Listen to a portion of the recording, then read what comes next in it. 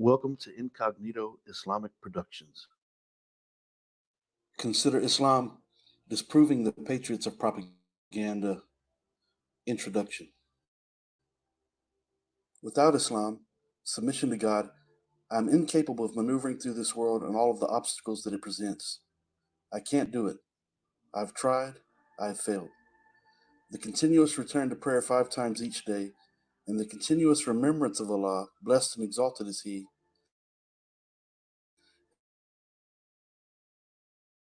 has been vital in my life. No, I have not always lived in the obedience of Allah, but in His wisdom and mercy, He calls people back to life with a whole new.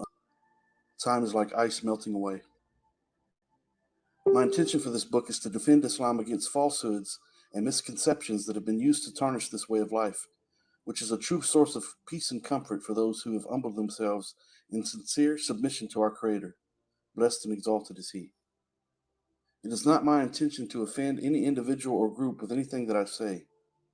My objective is to present information to the reader that will cause them to realize that what has been presented to them about Islam may or may not be true, as antagonists fervently and routinely make false and erroneous claims. Islam is demonized using news broadcasts, social media, movies, radio, podcasts, 30-second sound bites, and headlines, which are used to shift and shape the beliefs of the masses.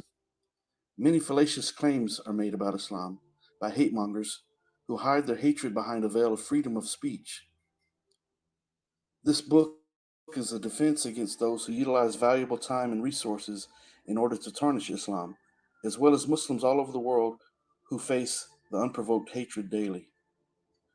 There are some in the world who label themselves as Muslims who have been led astray by people seeking to achieve their agendas, but those people by no means represent the true followers of Islam. I am simply asking the reader to balance the scales and to consider what is presented fairly in order to decipher for oneself what Islam is while rejecting what it is not.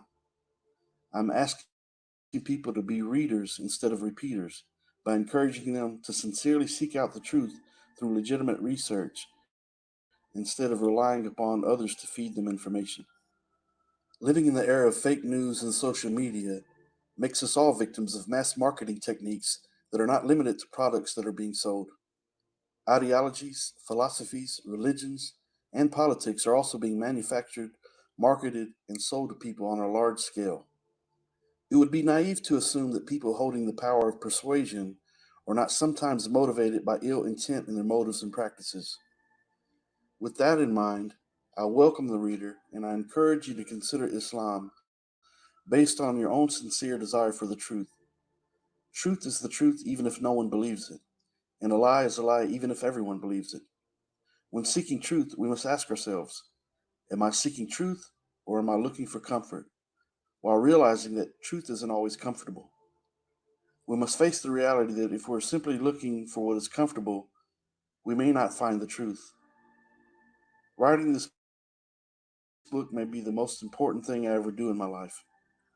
Today is the most important day of our lives because yesterday has come and gone and tomorrow may never arrive. May Allah accept my efforts. Ameen. The Quran states, truth has now arrived and falsehood has perished. For falsehood, by its nature, is bound to perish. Surah Al-Isra, chapter 17, verse 81. This concludes the introduction.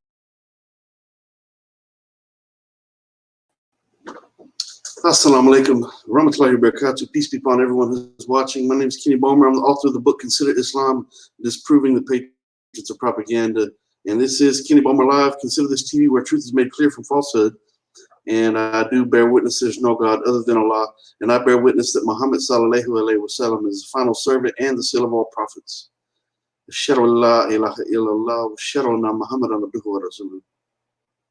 So Ramadan Mubarak to everyone listening. Every Monday from now on, inshallah, we plan to do a segment titled Reasons to Revert. And I had a Christian sister that was a Muslim sister, that was planning to come on at the beginning of the show, and she just messaged me a few minutes ago and said that could we move it to 7 p.m. that she has to go to her job. And so alhamdulillah, so that was a bit of a unexpected change of plans, but alhamdulillah, it's not a problem. We'll make adjustments as we go. And I encourage anyone who is a revert to Islam to come on. We're going to be doing this, inshallah. Assalamu alaikum in the YouTube chat and also on Facebook. We're going to be doing this segment, Reasons to Revert, every Monday, inshallah, where we're going to invite on Muslim reverts to hear about their story and their journey to Islam, what their beliefs were before Islam, and what their beliefs are, and how they came to be exposed to Islam, and how their life has been after Islam. And so very interesting stories. And the reason I want to do this, I'd started doing that a while back before this came about. And but I thought, this would be a good opportunity to start addressing these points about how people accept Islam, because we'll find that a lot of the stories are similar in regards to on a religious front, where based on what people believed or what they were exposed to prior to Islam and the doubts that they had about whatever they were exposed to before.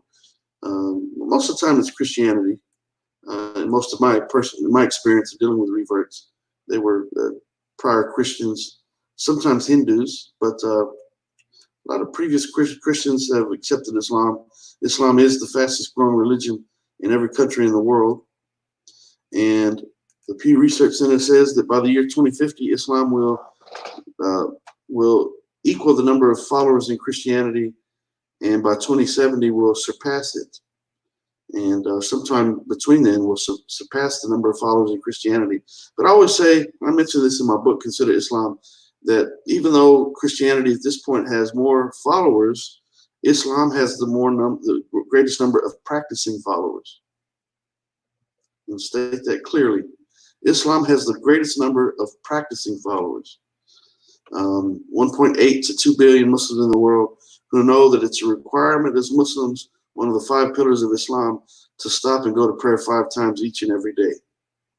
And so it's part of our deen, it's part of our way of life. And on the Christian side, I know this from personal experience, not based on my actions, but people that I know that are Christians. A great majority of Christians very seldom go to church, and if they do, it's usually on special occasions or holidays or weddings or funerals for that matter. So Islam has the greatest number of practicing followers. So once again, the sister was supposed to come on to tell us her story. She is a sister from here in Texas, as a matter of fact. She is in the Brownsville area, Austin. I can't remember exactly right now, but she was supposed to come on at the beginning of the show. She'll be on at about 7 p.m. inshallah. So until then, what we could do is open up the panel for questions. If people are listening, they would like to join the panel, feel free to click the link, the StreamYard link. Just click the link. Very simple process. Just click the link, and you can join the panel, inshallah, God willing. And we can open it up to topics about Islam. We have another series titled Ask a Muslim, and we may start doing that. Designate a particular day for that. Working out the game plan about how we're going to approach each day, inshallah. And so we're going to work out the scheduling as far as what we're planning to do with Consider This TV. And we're going to be promoting all that. This Friday, inshallah, we do have a guest coming on. His name is Richard McKinney, and he's a former Marine that had planned to bomb a masjid a number of years back. He planned to bomb a masjid, and eventually, after going into the masjid and kind of staking it out, he started talking to the Muslims. And after a few weeks, he actually embraced Islam. He did the Shahada, and he is now a Muslim. He became the president of the very masjid that he was planning to bomb. And so he's going to be on Friday evening at about 7 p.m. Central Standard Time. That would be 8 p.m. Eastern Standard Time. And we're gonna have a discussion with him about his journey to Islam and what he's a former Marine who fought in the Gulf War. I think the first and second, I think, I don't remember. But he was a true he was anti-Muslim at heart. He was an Islamophobe, no question, at heart initially, but now he is a Muslim. Alhamdulillah. I've actually been able to engage him in a couple of different events. One here in Houston. I think I met him initially in Houston. I met him initially in Houston, then I was at another event with him in New Jersey this past November, I believe, October or November in New Jersey, I think it was. Oh man, time's flying. But anyway, so he'll be on Friday evening at 7 p.m. If you're watching in the chat, inshallah, you see the Patreon link that's going across the bottom. We have some big plans coming up. We need to upgrade some things. We need to get some big plans coming up. Inshallah, it requires financial support, inshallah. So this is Sadaqat Jariyah.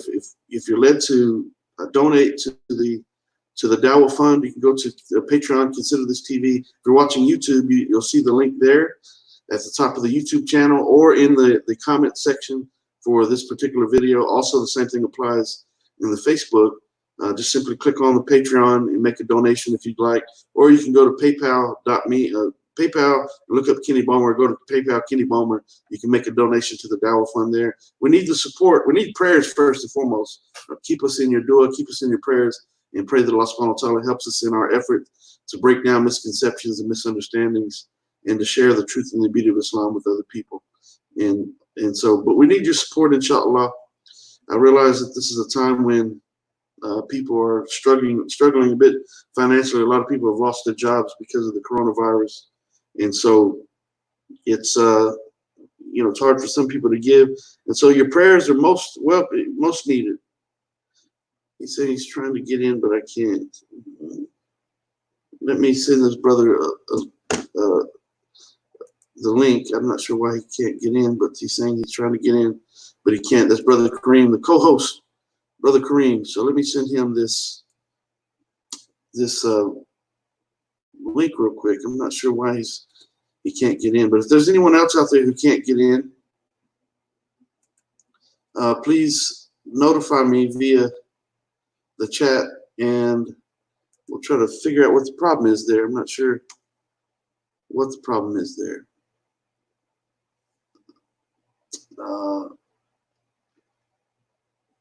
Okay, so you know what? I think I do know what the problem is. I wonder if I left yesterday's link up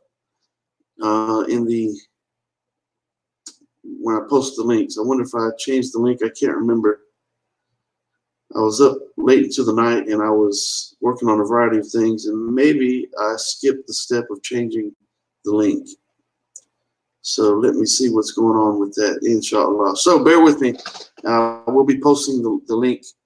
Matter of fact, let me post it right now on in the chat. That way everyone can get this. So Brother Kareem, if you're listening, I'm posting the link right now. Here is the link to join the panel, and I'm posting it. It should go to all the Facebook feeds as well as both YouTube channels. So if you want to join the discussion, inshallah, there's the link right there, and that should get you in. So I must have. Let me change something real quick as we speak. I'm going to update the link in all of the groups right now as we speak. So that must have been a mistake that I made in the process of setting up the discussion for today. So this is crucial and vital that I update this link. So if you're watching, feel free to join the panel if you'd like by clicking on the StreamYard link. And I do see that I did fail to change the link. So that was my blunder there. That was my mistake there. So I'm actually updating it right now as we speak. So Brother Kareem, if you're listening, I'm sure you probably still are listening. I'm updating the links right now. And I was trying to send it to you via Facebook, but it was, let me try it here.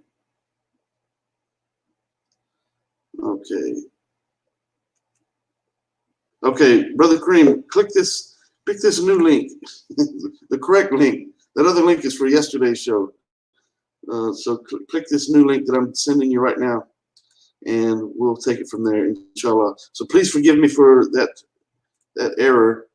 I was up. There's the brother right there. Assalamu alaikum, brother. So I think I Walaikum assalam. don't know if you can hear me. I guess I forgot to change the link from yesterday. So that was my mistake. Okay. Alhamdulillah. Yep. So No anyone problem. listening, I'm updating the link right now, and you'll be able to get into the panel by clicking on the StreamYard link. I'm going through the process of updating it right now, so please bear with me, and we will make that happen. Brother, how you doing today? Alhamdulillah, how are you? Alhamdulillah. Everything's a test. Alhamdulillah. And Islam is indeed the answer for those tests. So No. Allah's in control. We're going to be tested in a variety of ways in this life.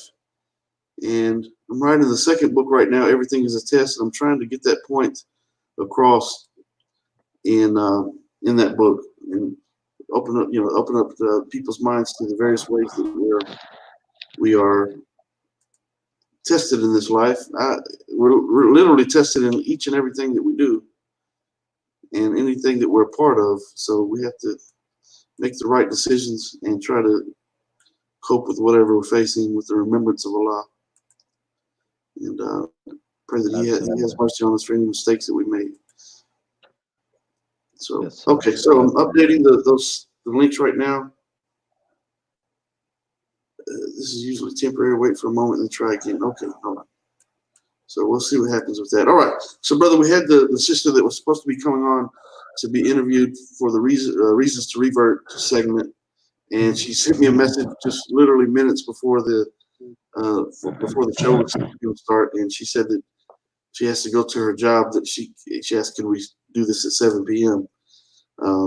So we'll see what happens with that. I did have a brother from Australia that wanted to come on. He's got a 15-hour time difference, but we will see if he comes on. If there's any other reverts that would like to join the reasons to revert segment, I think we're going to start doing it every Monday, inshallah. We'll have a show titled Reasons to Revert, where we'll bring on a new guest and talk about their journey to Islam and all those things.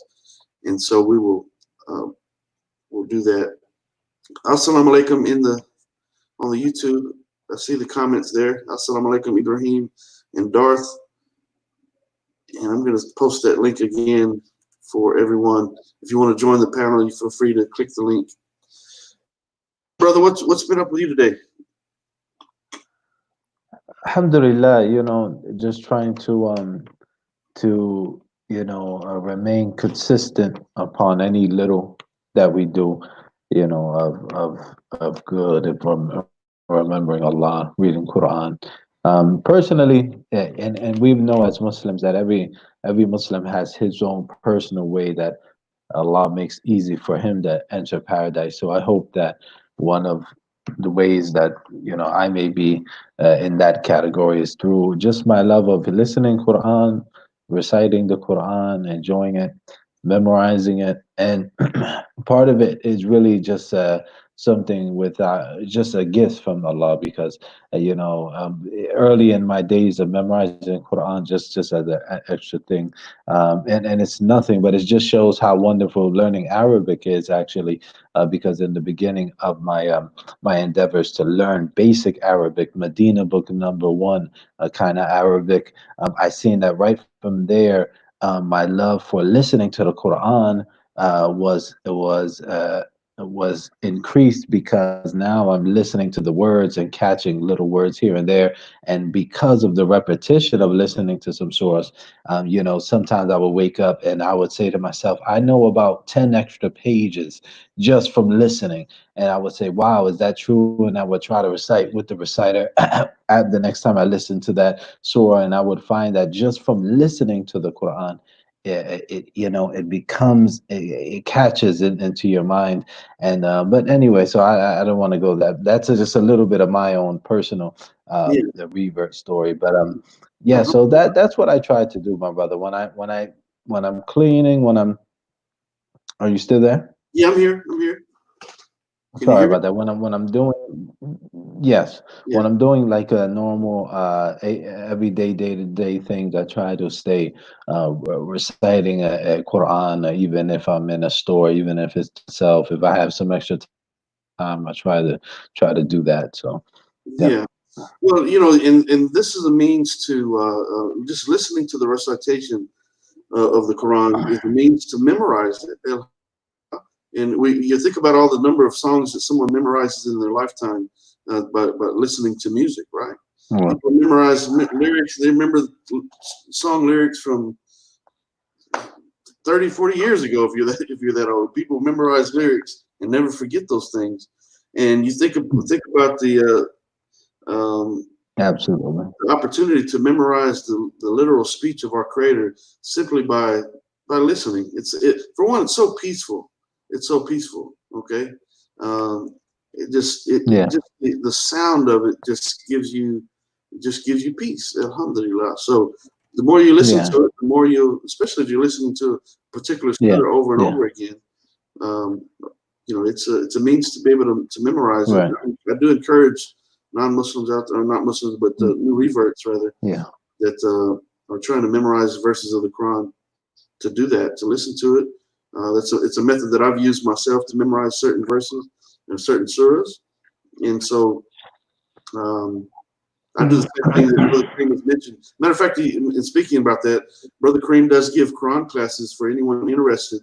Contact me at info@kennybomer.com. Brother, I don't know if we need to put your email up there or not, but initially I put my email up there just because it's more of it's the website email. It's not a personal email. Some people will see the yeah. personal email and then send you all kind of nonsense. So I figured Right. a neutral email would probably be better. But if you want to Yeah. contact Brother Kareem, contact him directly. We'll find a way to do that. But if you'd like to schedule some Quran classes with Brother Kareem, he is very passionate. Matter of fact, I've seen Yeah. numerous times where you're going live and you're doing recitations.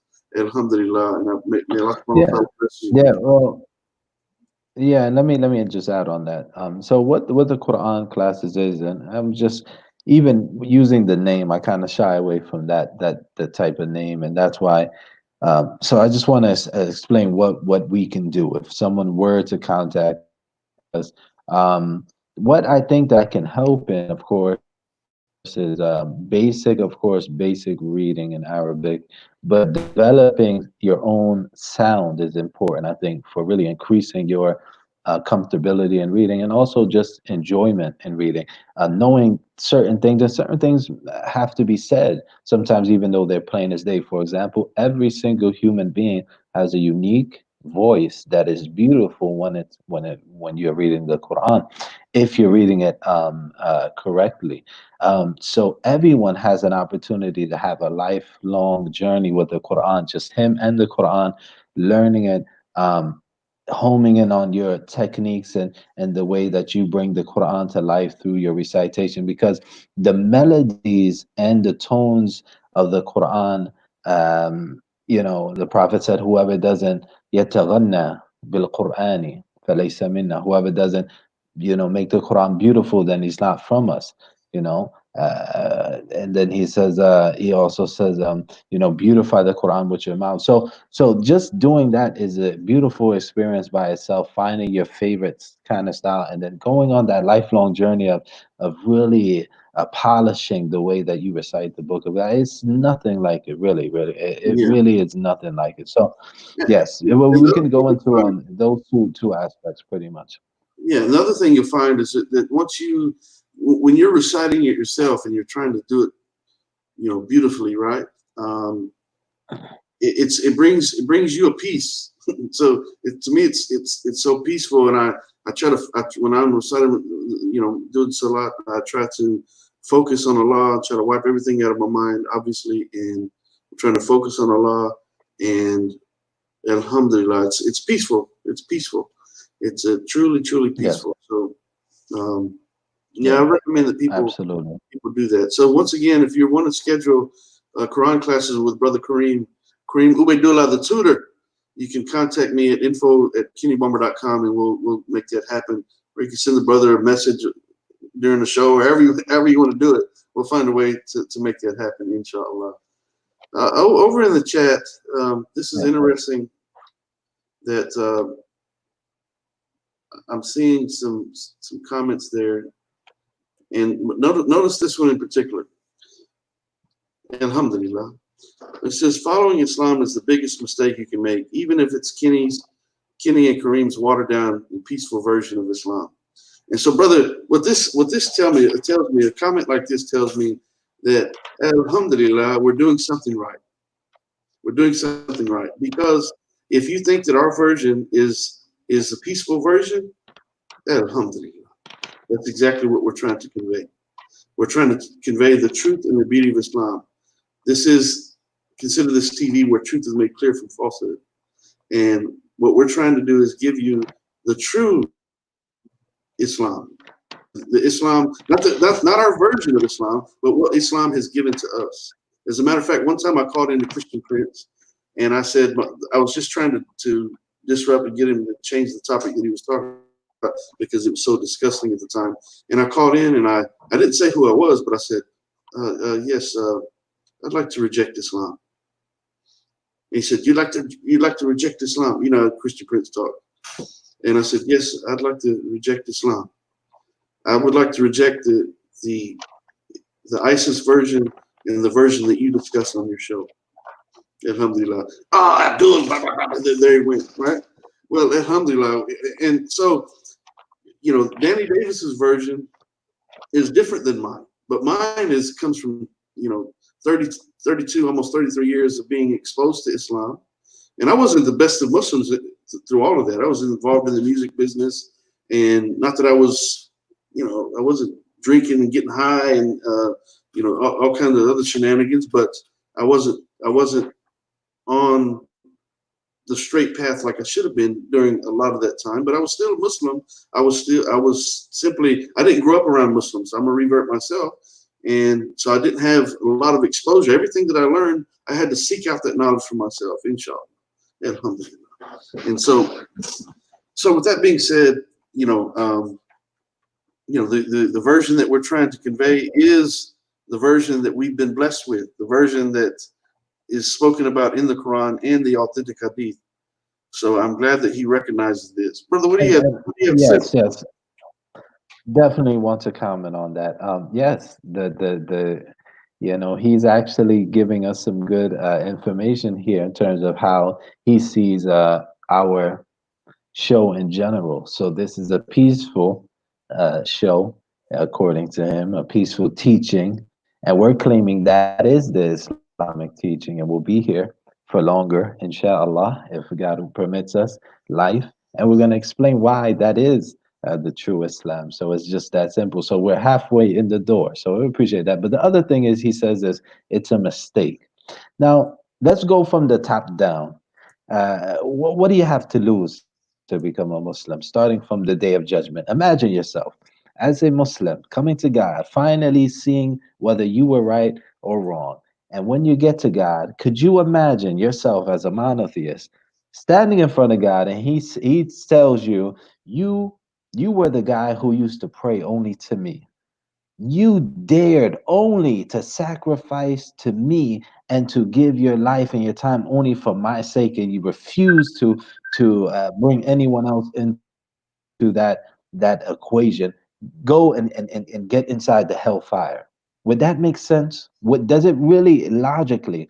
The monotheism that Islam is calling to, you know, and knowing that at the end of the day, we're all just trying to make it to paradise the best way we can, and God is going to take that into account. So I just don't see it as a mistake, even going from the most tremendous thing, or even when we're talking about the most tremendous thing that's on the line in terms of choosing a religion, and that's your salvation. I don't see logically how someone can argue against Islamic monotheism when you break it down in the simplest of terms. And when you're there by yourself with God, it's just not going to make sense for him to send you to hell for for refusing outright to worship anyone but him. It just doesn't make sense. So the mistake is upon your part, Mr. Danny Davis, for That's right. making partners with God. And the thing is, I mean, that's a brilliant way to address the issue. I mean, and I mentioned this point in my book actually, asking people, what is the problem with people submitting themselves to and only to our Creator? What's wrong with that? What is the big issue with that? Jesus, peace be upon him, himself submitted himself to his Creator. He bowed and prayed. Matthew 26:39. He fell to his face and he cried out to his Lord, Lord, take this cup from me, but if not my will, let your will be done. He said, I've come not to do my own will, but the will of the one who sent me. Of my own self, I can do nothing. He's given all glory to our Creator, our Lord, his Lord, our God, and his God. And what's the problem with that? What is all the antagonism about? How are we harming you? How are we harming you by only worshiping the one who created us? It makes no sense. Go ahead, brother. Right. And also notice he says another thing here we can address. He says, you're peaceful, Jibril. And why would he say you're a peaceful Jibril? I don't get that. So I guess he's referring to the angel Gabriel. You're peaceful, Gabriel. That's what he means. Didn't say salam or peace when he meant Muhammad. And look at how he takes the context and just instead he choked him, like the angel choked him. And then he says it in a way that it's probably best I don't say it. Then he says, so Islam didn't even start out peaceful. Let me just rebuttal to this quickly. Islam didn't start out peacefully. Let's look at as far as what the Bible as a whole paints in terms of pictures for a Trinitarian. Let's see what doesn't start out as peacefully.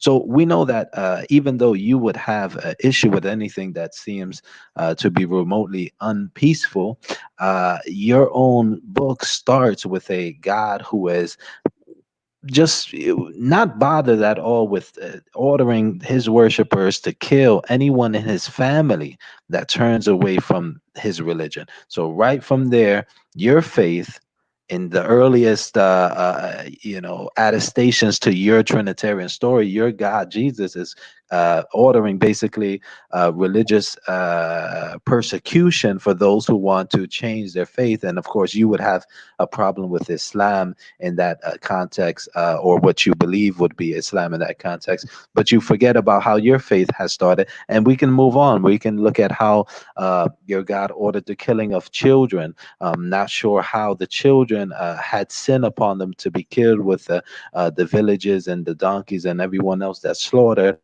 at the beginning of your faith. And now even look at the end of your faith. I would give a Christian, if he would like, the 30 some years that Jesus was on the earth. For the most part, the story seems peaceful, but we can already see that the beginning of the faith was bloody all throughout the Old Testament, and then the end of his faith is also bloody. Jesus pretty much threatens everyone in the book of Revelation that if they don't accept Christianity, he himself is going to come back and kill them. Now, just imagine if we had a teaching as Muslims somewhere that said that if people don't become Muslims, Muhammad himself would come back and kill you. It would be, you would use that all, you would laugh us out of any place. But this is what your own book says. So again, the hypocrisy, the double standards, Danny Davis, get your stuff together, brother. Yeah, absolutely. As you touched on it, Jesus, peace be upon him, is supposedly saying in the Bible, he says, I've come not to bring peace, I've come to bring a sword. Right? I've come to bring a sword. What you gonna do with it? What do you do with swords? You chop people up with swords, right? I've come not to bring peace, I've come to bring a sword. But the one labeled the Prince of Peace that's not a peaceful statement to make. It's simply not. So and this is not an attack against Christianity. This is not an attack. People believe what they want to, but what we're trying to wrap people's minds around is that the ridicule and the antagonism that comes relentlessly against Islam is so hypocritical. You're setting aside all the violence, all the sexual innuendos, all the things in a book written by 60 anonymous authors, and ridiculing a book that was revealed that hasn't been touched and tampered with, that doesn't talk about oppressing people on any level. You're talking about that, in your hypocrisy. It's complete hypocrisy. No, Danny Davis, Jesus he did not carry a sword, but he said, I've come not to bring peace, but to bring a sword. Okay? I did not come to bring peace, I've come to bring a sword. And that's the fact of the matter. So, I don't know what drives you, Danny Davis, or people like you that continuously mock and ridicule Islam, but you know them by their fruits, right? What are you producing? What type of fruits are you producing? Here we are, minding our own business, all right, trying to share the truth and the beauty of Islam with people. And what is Islam? Let's define it. It's not some foreign evil that's out there. Islam, by definition, means what? Submission to the will of our Creator. Submission to the will of our Creator. That is Islam. What is the problem with people submitting to the will of our Creator? If you have a problem with Islam, by its very definition, I ask you why. I ask you why do you have an issue with someone who calls himself a Muslim when the word Muslim means one who submits to the will of our Creator? I have an issue with, with people who, there's Kareem coming back, and Assalamu alaikum, brother. We lost you there for a second. Assalamu alaikum, brother. Yeah. And MI5 Dunya, thank you for moderating the chat once again. Alhamdulillah. So I was just mentioning, brother, that Alhamdulillah. So Assalamu alaikum, brother Mukid again. I was just questioning people why they would have an issue with Islam when Islam by definition means, and Brother Kareem touched on it, I've touched on it, submission to the will of our Creator. Submission to the will of our Creator. What's the problem with that? What's the problem with one who engages in that? What's the problem with a group of people who engage in that? What's the problem with 1.8 to 2 billion Muslims in the world who engage in a lifestyle of Islam?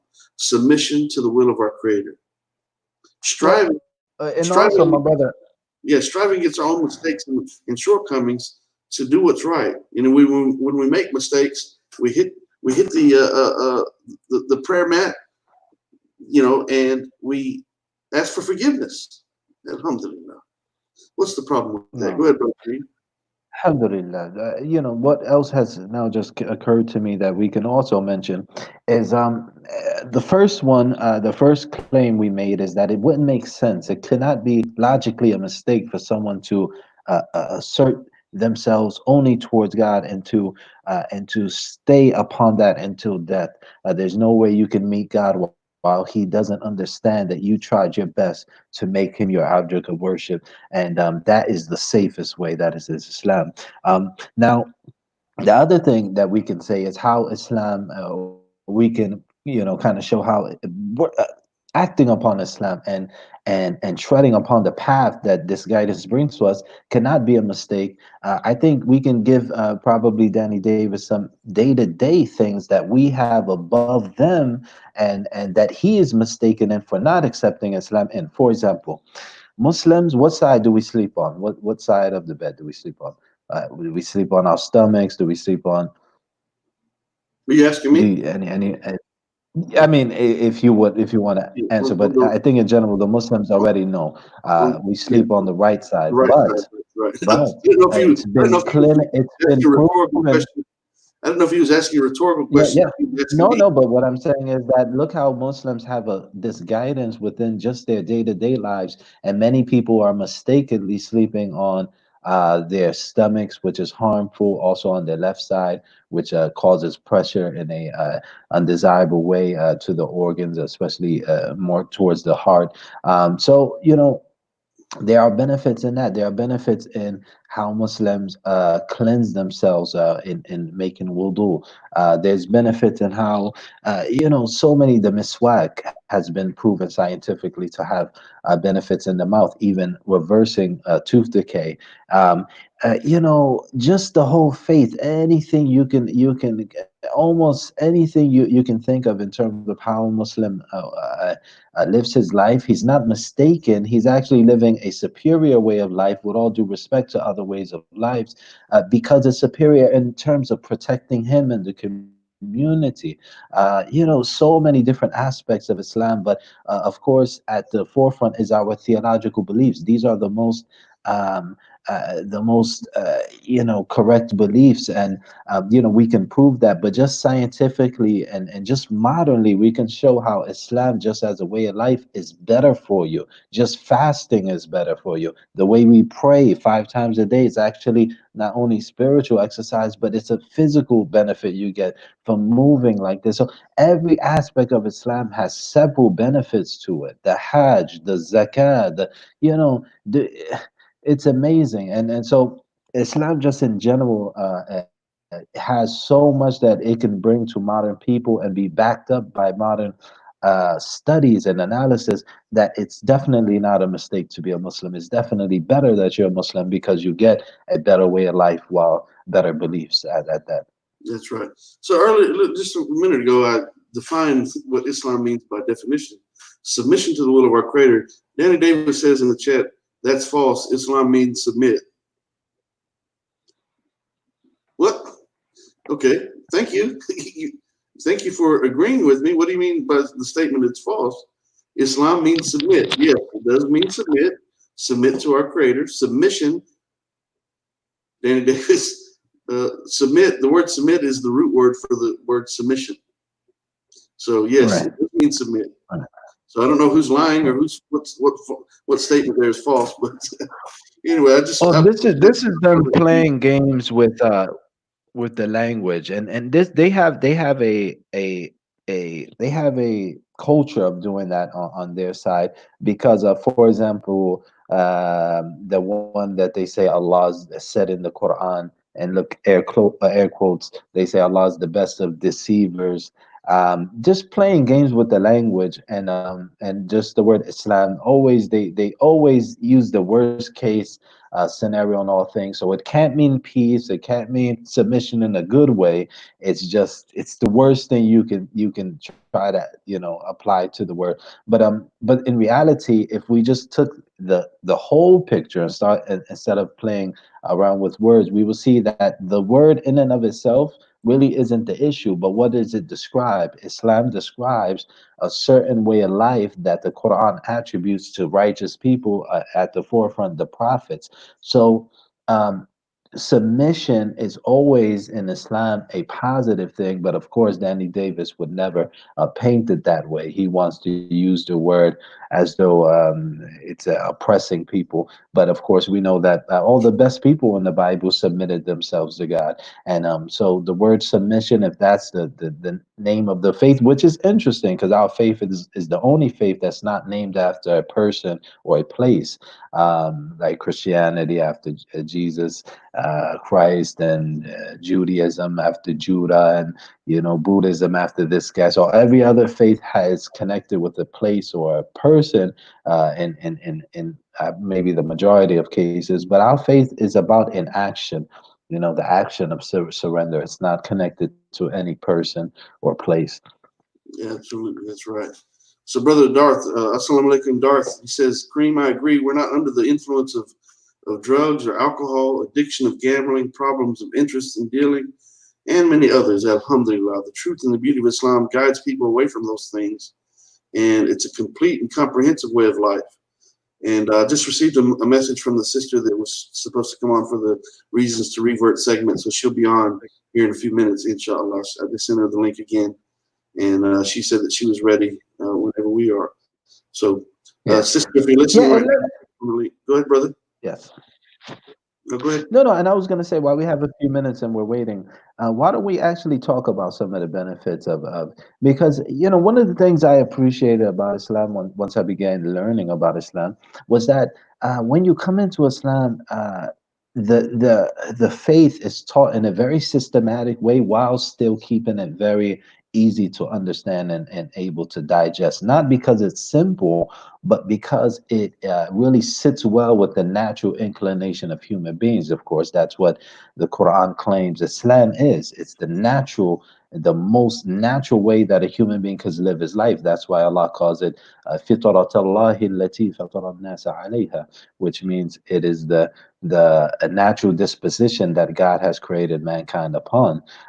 So, and right before that, Allah says, فَأَقِمْ وَجْهَكَ لِلدِّينِ حَنِيفًا, and set your face straight towards the religion of Dini Hanifa, the faith of monotheism. Fitrat Allah, it is the natural inclination that Allah has created mankind upon. So, Islam is beautiful in that it's easy to understand because it just sits well with the human being naturally. But there's many benefits, and the brother just he wanted to, I guess, go into zakat and how that can solve so many problems. But I would have to ask, and maybe someone can correct us if we're wrong, is zakat, and I would probably argue that because I just don't see a time where mass amounts of human beings are all giving charity on a yearly basis like this. I don't think there is a bigger giving of charity than on the Islamic days that charity is given either through the slaughtering of Eid al-Adha and then also Eid al-Fitr. But just that by itself is a huge benefit to mankind. Does Christianity boast or claim anything similar? I know they have a worldwide event where some people, are shown putting ash on their, so yeah, I know they have things, but we have a worldwide event that benefits the body. There's no greater fasting of people than the fasting during Ramadan. No one can compare to the structure and the uniformity of such an act. The Hajj is the greatest pilgrimage and the most in terms of amounts, it's the biggest in human history. So each one of our pillars of Islam is literally unique and has impacted the world in a way that nothing else can compare to. So every part of Islam benefits from your day-to-day life to the pillars to the six articles of faith. All of it changes a person's lives, and we all have things we're struggling with, but we all can probably mention several stories of how Islam has totally revolutionized one's life, and we hope to Absolutely. continue to evolve and change. Absolutely. There's no question about it. Um, you know, one of the things that I say in my personal prayer, right, in every salah, I say, "Oh Allah, you're my comfort, my peace, and my protector. I cannot make it without you." And the peace that I receive from being able to go to the prayer 5 times a day, the most important pillar of Islam, other than recognizing Allah is our one and only creator. Obviously, that's the most important. But the right behind that is going to the prayer. The prayer is the foundation of the faith, and it's the means by which we establish a relationship with Allah, and the comfort and the peace that I feel by doing so. I can't make it otherwise, brother. I can't make it. I'll be honest with you. I can't do it. And I say that, as a matter of fact, the intro of the book, you heard it today whenever we play the intro. I say that I can't make it without Islam. I've tried and I have failed. I've tried and I have failed. Now that doesn't mean that I didn't have a life that was I was doing things and I felt success on different levels. But when I look back and reflect, I was thinking, what did I accomplish in that time? I didn't accomplish anything when it boils down to it. Yes, I took care of my family and on all those things, but it's the striving in the cause of Allah, the constant remembrance of Allah.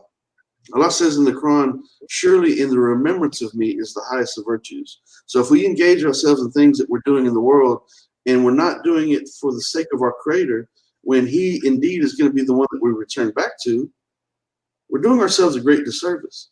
And so by that communication, that constant going back to the prayer, If I'm having a great day, alhamdulillah, thank you, Allah, for everything going smoothly. And I ask you to prepare me for any tests and trials that come up, and forgive me for anything that I've done wrong, any mistakes that I've made, right?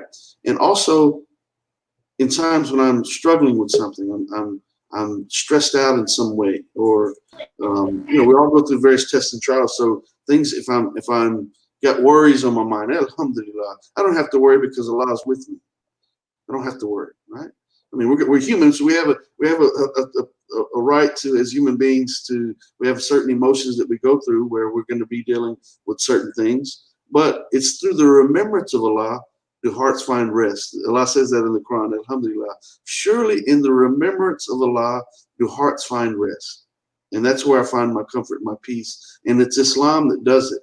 Otherwise, if I was still a Christian, I've been Muslim for almost 33 years at this point, but if I was relying upon waiting on Sunday morning and allowing the pressures of life to pile upon me and weighing me down, and the sins that I've committed have weighed me down, but I'm waiting for Sunday morning to go to the altar, right?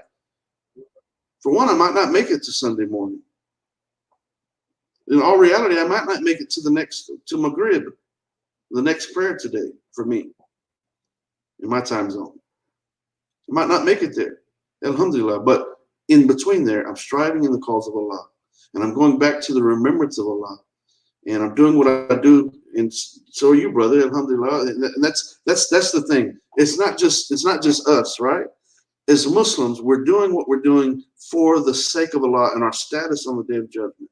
And it's Islam that creates a new way of thinking, it changes your perspective, and it changes the way you view the world. And I don't see any other way, alhamdulillah. So I see we have Brother Isabel. He is a brother from Australia, and he is a revert himself. And he was looking very forward to coming on to tell his revert story. And so we're very, very interested in hearing that. We do have a sister that was planning to come on at the beginning of the show, and I had Brother Isa. I knew that he would be on about this time. So Brother Isa, are you there? Assalamu alaikum. You may have to unmute yourself. I'm trying to unmute you, but it says that you will need to unmute yourself. So if you're on your phone, no, you're probably not on your phone. Assalamu alaikum. I'm not ready as yet. I can Alhamdulillah. Walaikum assalam warahmatullahi wabarakatuh, brother. It's good hearing your voice. I'll call back in a few minutes. I'll call back in a few minutes because my kids are making too much noise. Okay, sure, brother. Sure, yeah, no problem. We'll be right here. I'll mute myself and I'll come back on, inshallah. Okay, brother. All right. Assalamu alaikum. Meanwhile, we have Honey Buns himself that's joined the panel. Honey Buns, aka Ronnie Pena. Ronnie Pena is a friend of mine from high school, and we did play for the mighty Exporters back in the day, putting people on the football field. Alhamdulillah. Exporter football right here. So today's segment we're talking about it's a segment titled "Reasons to Revert," and it's something I think we're going to start doing every Monday, inshallah. Every Monday we'll do the Reasons to Revert segment, and okay, yeah. So, I was listening in a little bit on before I came on. Okay, good. And I just want to give my. I just want to give my. You seem to be breaking up there, Brother Kareem. Can you hear me clearly? Just give you a little bit.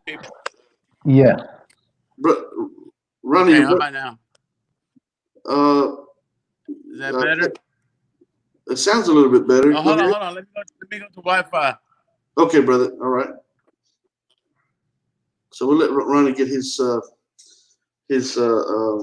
audio back in line or whatever. But Ronnie is a regular member of the panel. He is a Christian from just right outside of Houston. I was actually born in Houston, but I kind of got two hometowns. Houston's where I was born and where I was raised to a certain age, and then I moved to Freeport, and that's where I met Ronnie Pena, aka Honey Buns. Yeah. So, Can you hear me now better? Yeah, we can hear you better now. Yeah, what was you gonna say? I was just gonna give it. I was listening a little bit about. You were saying that Christians wait till Sunday, and that is true. There's a lot of people who claim to be Christians that wait till Sunday, or wait till Sunday even open their Bibles up. You know what I mean? But my personal day as a Christian is. Man, I pray throughout the day. Yeah. and and I make sure and I read my Bible. Matter of fact, I was reading my Bible today, and I read my Bible in the evening. I read it throughout the day, but I also pray throughout the day, and That's good. That's good. you know what I mean. And so I just want to give you an insight of Yeah, how sure. me as a Yeah, and Christian. I don't mean to make a blanket general, blanket statement against all Christians or about all Christians. That's not my intention. But if we look at it realistically and engage, okay, we just see evidence of it everywhere. We see evidence of it everywhere in regards to, especially in the United States, where it's the quote unquote Christian country, but we have all the alcoholism and all the the stuff that transpires. But if you ask these people, I mentioned this in the book. If you go into any club in the United States and ask the people there, are they what their religion is? Most of them, based on demographics and where we live, they're going to say Christians. Most likely. Yeah. I mean, and so with that being said, we know the churches should be full on Sunday morning. I mean, but not only that, they should be full throughout the week, and that's what we're talking about as far as Islam goes. The masjid 5 times a day. The masjid is people coming in for prayer 5 times a day. Everything stops. Everything stops. You stop everything, mind, body, and spirit. So even your body itself stops. And it's submission to the will of our Creator. Thanking our Creator, right? Your body itself is crying out to Him, right? So the Muslim prayer is the dynamics of it, and the not only that, but the proven health benefits of the way we pray. It lowers your blood pressure when you lower your head below your heart. Lowers your blood pressure. It's stretching your body out. Some people, it makes a lazy man get up off his behind, at least to come to prayer. He's sitting around all day. At least he gets up and stretches his body out a little bit, and so it's good for you physically, mentally, and spiritually as well. And so that's primarily what I'm trying to convey. But the reality is that because Islam is structured to where it's not only our obligation, I would refer to it as our opportunity, right? It's an obligation as Muslims to stop for prayer 5 times a day, but it's a great opportunity. And it's Islam that instills that passion within you to do it, to the point that if you miss a prayer for some reason, you feel a discomfort. Even if you're busy doing something and you miss the last prayer because you were tied up with something, maybe work or whatever. Right. We have a window. We have a window for the prayer. So. We have a window for each of the 5 prayers. We have some leeway in the event that we are busy, or we're caught up with life, or we're driving down the road, or whatever the case might be. But if by some chance you missed it, you feel an uneasiness. I do. I feel uncomfortable. I need to go back to the prayer, and I need to make contact with Allah. But in the process of that, throughout the day, we're saying Allahu Akbar, Alhamdulillah, Astaghfirullah. We're seeking refuge in Allah. We're asking Allah for forgiveness. It's constantly, constant. Let me give you an example. So we say, okay, I'll talk to you later. What do we say, Kareem? If I tell you I'll talk to you later, what follows that, Kareem? Kareem, are you there? God willing? No, Kareem, are you there? I don't know if brother fell asleep right there or what, but his head's down. I hope he's all right. Kareem, are you there? He might be looking at something. Anyways, Ronnie, what the point that I was going to make, he can't answer me because he's not paying attention right now. But we'll say, I'll talk to you later, inshallah. That means God willing. Yeah, God willing. Because by saying that, it's a prayer saying, if Allah allows me to if I can't do anything without Allah allowing it. Inshallah. The Bible also does says that don't make plans and things like that, and for the future things, and make sure you say God willing, because absolutely you never know what God has planned. No, I hear you. Okay, go ahead, Kareem.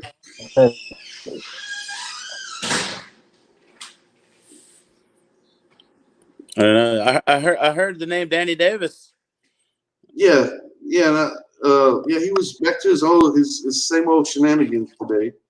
I was wondering if he's listening, if he would like to come on, and I know he wanted to debate me, and the title of the debate would have been as Honey Bun's a Christian. Yeah, Danny Davis. So if you're listening, our Christian regular Christian panelist, Honey Buns, aka Ronnie Pena, he'd like to discuss this issue that you have with him about calling him, saying that he's not a Christian.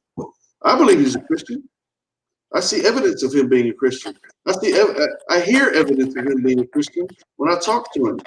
I see evidence of him being a Christian when I look at the big smile on his face. Giving the charity, making me smile because of the big smile on his face.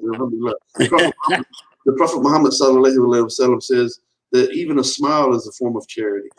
Yeah, all right. Always smiling, and but yeah, I try to put a smile on people's face as long as we're not crossing lines and doing things we shouldn't be doing. But yeah, Danny Davis, if you're listening, Ronnie Pena wants to have a word with you. Honey Buns wants to have a word with you. So we'll make that happen at some point. Was he on YouTube earlier? Oh yeah, same old nonsense, same old shenanigans, same old comments. And I went to a Patriot Radio or Eric Smith's Facebook page, and man, I tell you what, that guy is something else. Yeah. Very, very. Hold on one second. It's okay, brother. Yeah, I hear the dog in the background, but that's not a problem. Yeah, well, okay, never mind. They were working at my wife. Okay. But yeah, I went to Eric Smith to that Patriot Radio thing, man, and I was I can't believe there's people out there like that. And I was listening to one of his meetings, but I was listening to him talk specifically. He was talking about you, matter of fact, and I don't know if you've seen that video. He was saying that he was apologizing for claiming that you were like snorting cocaine or something. Yeah.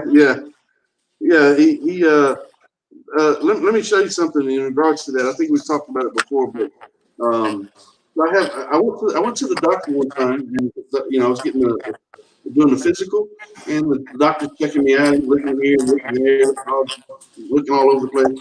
And so before he looks in my nose, he said, "Do you have any allergies?" I said, "No, sir, I don't have any allergies." Well, he looked in my nose, and with the little eyeglass. Yeah. He said, "No, you do." He said, "You have some very prominent allergies." He said, "Do you breathe out of your mouth a lot?" I said, "Well, yeah." He said, "You have a problem breathing that out of your nose?" I said, "Yes, sir." And he said, "Well, you have."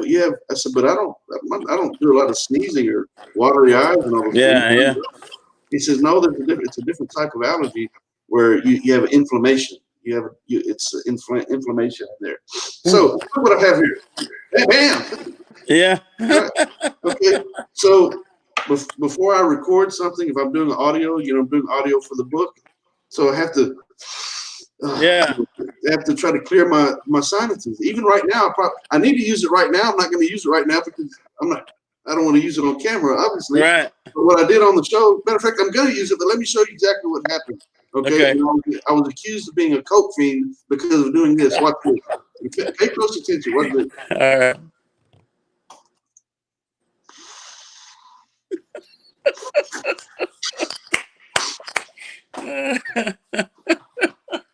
Oh, man. So, Vixen Haler. I don't know if any cocaine comes in a little tube like this. That's expensive. I mean, my goodness, are you kidding me? So let's put it like this. Okay, so he issued an apology, but he issued an apology after I sent him a very stern email, and I told him, if you make this claim and you slander me like this, I will sue you. I have a law firm. I have a very good friend of mine that's a lawyer, and I've already talked to him about this, and I will sue you. Why? Because I'm perceived as a public figure. Yeah. And I'm an author, and if you slander my name with this false accusation, I will sue you. And I'll go to Iowa to do it, or you'll be coming to Texas, but I will sue you. I'll fly there and do it in your court, or if I have to, or I'll do it here. Now I'm going to sue you now. But that's right. So with that being said, but After, so I don't know what pushed him towards, issuing the apology. Was it more of the reprimand that I gave him via email? Yeah. And I also, matter of fact, when I read that, it was in the middle of the night when I seen that email, and I was like, he started making his accusations. I was like, what in the world? And I immediately got up and I came to this desk and I took a picture of right there where this thing is always sitting, and also have another one that I keep in my pocket. So when I'm out and about, I have another one in my pocket. I have one for here, one for, so wherever I'm going, I have one with me, right?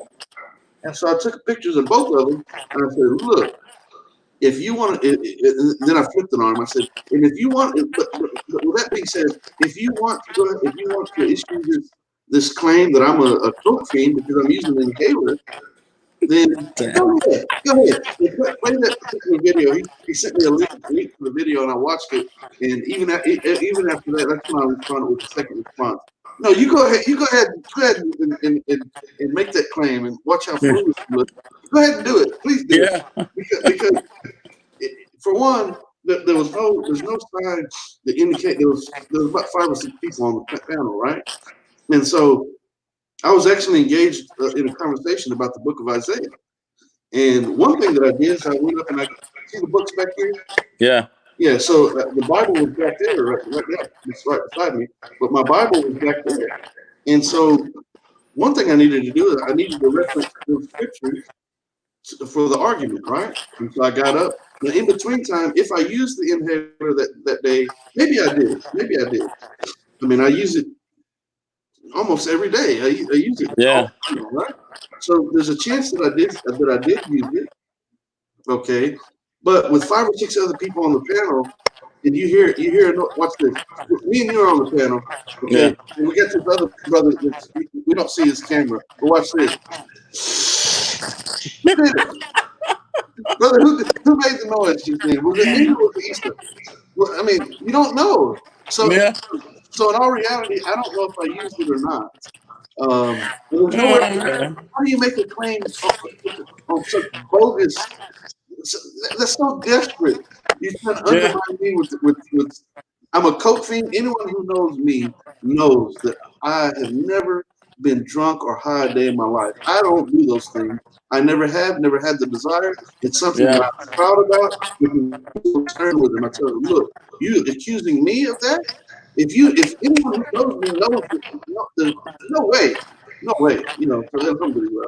Yeah, it's funny because he didn't even hear it. It was one of his panelists heard it, and I guess told him about it. Yeah, so it's so absurd, man. And that guy, it's funny. It was funny to me to watch him apologize and then turn around and say and call Marshall. Is it Gregory Marshall or Marshall Gregory? Well, okay, I know what you bring. It's Marshall Gregory. So what you're going to bring up is the fact that he gave me like somewhat of an apology, but then he went right into bashing the brother. Man, that was bad. Oh man, that's disgusting. He called him scumbag this, scumbag that. Oh man, that's and trying to say the opening sentence of that email that he sent me is when you lay down with dogs, you're bound to get fleas. Okay, and he's talking about. Okay, so he was trying to. So he hates Marshall. No. Yeah. It's obvious. I can tell. he doesn't like him at all. And so he's trying to say, now this is my Muslim brother, and this is it doesn't matter what's transpired in anyone's past. Right. It's yesterday. But what is someone doing today? That's what's important. It doesn't matter what's going on in the past. I don't care about that. And even if someone's struggling with something today, do you beat them down? And that's not the case here. Brother Marshall is in good shape, right? Yeah. But let's say someone, Joe Blow or somebody, was still struggling with something, and you're beating them down over and over and over, and telling them they're scum and they're this. Are you and then you talk about his spelling as a 4th grade level speller, and that was disgusting to me, like you said. No, that man. was disgusting. No, it's horrible. It's horrible. So, I mean, because I know Marshall, hearing him talk, and there's nothing it's nothing funny. I mean, it's nothing to laugh at. People have things wrong with him, and you could tell he has a speech impediment. But and anytime see this guy Eric, whatever his last name is, Smith. He don't realize that you know, my wife's a teacher and I'm a teacher, and my wife deals with students like that. And anybody knows that if you have a speech impediment your whole life, that's how you spell, because anybody has a speech impediment spells like that. Yeah. And for this, you know, guy to I'm not gonna call him a Christian, but for this guy to turn around and laugh at him and talk about and laugh about his spelling, that is not a Christian. That is not a Christian attitude or way to act. Right. No, that's horrible. That really upset me, man. Yeah. You know, that kind of stuff right there is not Christian like. Yeah, and I've talked to Marshall on you know, personal levels, and I love this brother. You know, he means what he's doing. You know, he's got a kind heart. Yeah. Matter of fact, I watched where he was being interviewed by the imam in Malaysia. I believe it was in Malaysia, and his soft demeanor and his willingness to talk about, you know, what transpired in his past. And he says, he tells the imam and everyone listening, he said I never try to hide my past.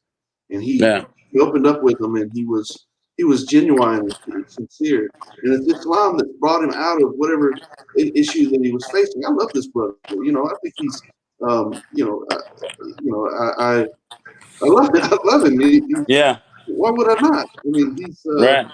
You know, so to try to belittle him and beat him down over and over again is just, you know, it's man, I don't understand, especially in a so-called apology video. You're making an apology video. Well, what about his apology video? Matter of fact, you've said far worse to him about yes. than you said about me. Yeah, so, he deserves an apology video. Especially when in the email that I sent him, I responded to him after he told me he was going to do that video. As a matter of fact, he sent the second email and he said, I apologize and I'm going to issue a public apology video. So I knew about that. And so in the midst of it, I was telling him, hey, look, in regards to Marshall, basically telling the same thing. You know, everything from the past is the past, but Islam has brought the brother out of darkness and out of difficulty, a difficult life. You haven't walked in his shoes, so how dare you judge the man? But it's Islam that has brought him out of those things and has given him direction and purpose in life. He's striving the cause of Allah. He's striving, first and foremost, the greater jihad is jihad with himself. We all are trying to fight our own failures and shortcomings to do what's right in the eyes of our Creator. And in the process, he's trying to promote this show, and he's doing what he can do to strive in the cause of Allah. In regards to the speech impediment, okay, alhamdulillah, he thinks his brain is moving faster than his tongue does, right? Right. But in regards to speech impediment, you notice the people who speak in slang, they do the same thing. Yeah. They type and yeah, I see what you're saying. They write just like they speak. Yeah. Yes. So it's not an indication of someone's spelling. Trust me, there's brilliant people out there that can't spell very well. Right. Brilliant people, very, very successful and and educated people that have a problem with spelling. Yeah, but like that's just something that happens. I mean, if you have a speech impediment, that's how you spell, and you see that all the way down to elementary school. Yeah. It's something that people have to try to work with, but it's hard because, like you said, that's how you talk. That's how you're going to spell. Yeah. We see. But to make fun of him, man, and he called him scumbag like 4 or 5 times, and then he laughed and he laughed at him because of his spelling. He giggled, and that you know what that reminded me of, to be honest. And I know I'm going to be on. They're going to talk about me on this show for sure now, but that reminded me of the movie The Exorcist. Whenever she had the devil inside of her, and she was giggling, and she was laughing at the priest, at his mistakes and things like that. For him to go down and cover his mouth and start laughing at him for his spelling, that was just like the devil. You know what I mean? To me, that was like something Satan would do. Yeah, absolutely. And this is the same guy that is on Patriot Radio. Remember, Patriot Radio has been deemed and is categorized as a hate-mongering platform by the Southern Poverty Law Center. So the Southern Poverty Law Center is investigated these people, this whole entire Patriot Radio platform. Yeah. Wow. And then, so lo and behold, before I even knew about that, I began writing what? Bam. Yeah. Right? Consider Islam disproving the Patriots of propaganda. And who am I talking about? I'm talking about those types of people that they're more prone to have a prejudice and bigotry within them. Yeah. And I hate to say it, brother, I hate to say it, but most of these people happen to be Caucasian. And Yeah. that's a fact. That's a fact. I mean, I'm as white as I can be. I'm a redhead. I'm from Houston, Texas, deep South Texas, and alhamdulillah, you know. Yeah. So I hate to say this. I hate to have to admit this, and by no means I'm saying all white people, but I'm saying these people that have this deep-rooted hatred, bigotry, and disdain, and this xenophobia. Fear of people from other countries, other nationalities, races. You know, they have a just the ugliness within inside them, and they lash out at anyone who's different, anyone who thinks differently. They lash out, and then they congregate, and they lash out some more.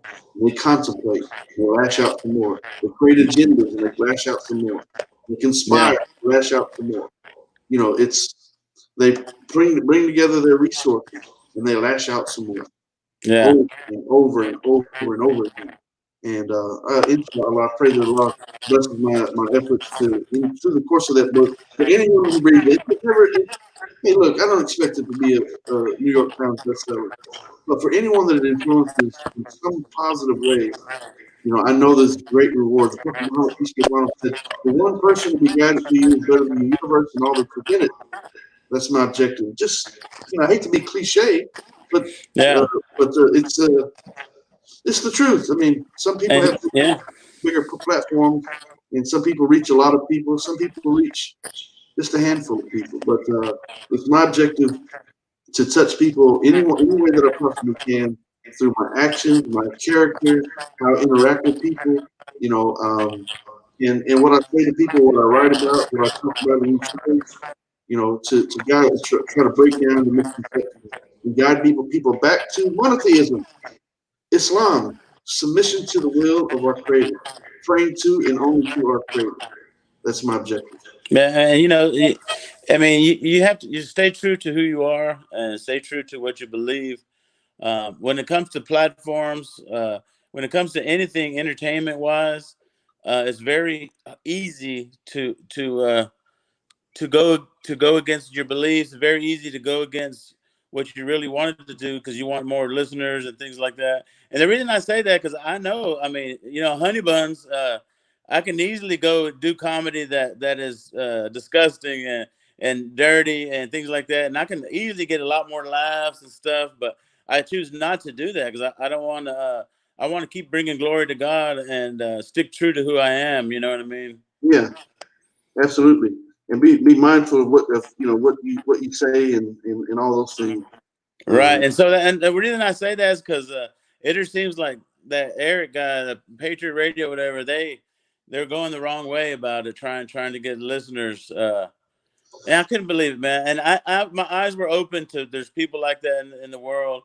And you know what's crazy about it is that a lot of people will use their education and the way they speak and they use big words and they can make a thought sound so good and logical, but they're really not saying nothing whenever you listen to what they're saying. No, they're not. They're not. And brother, when I've gone on that show,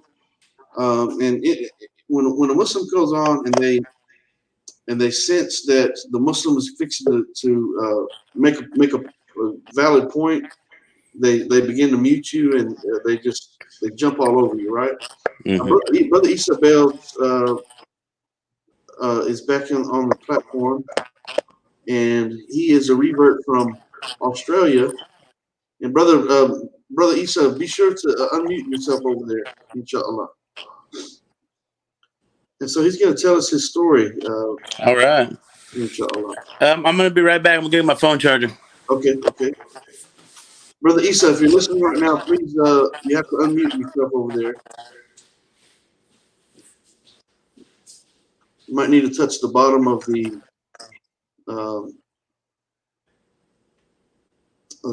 bottom of your phone. If you're on your, I don't know if you're on your phone or if you're on the laptop, but you have to unmute yourself, brother.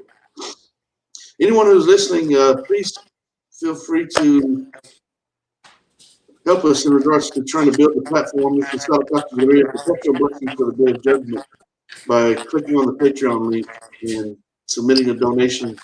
Or you can go click on the Patreon link on YouTube or on the Facebook link, or go to my website, kennybomer.com, and give to the Dower Fund, inshallah. We're trying to have water wells built in areas in the world that where water is scarce. We're trying to get some water wells built.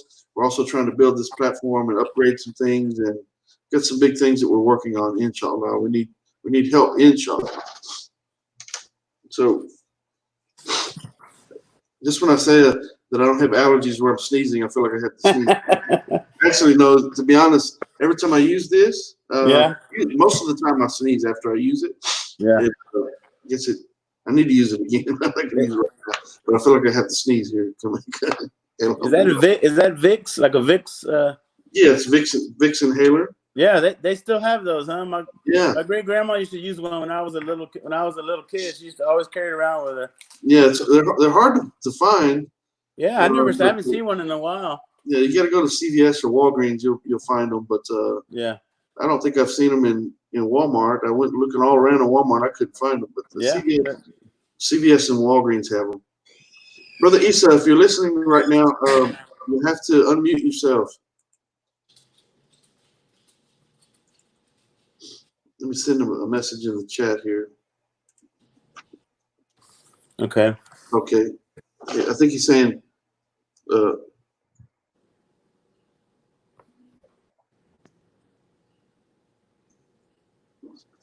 unmute yourself when ready.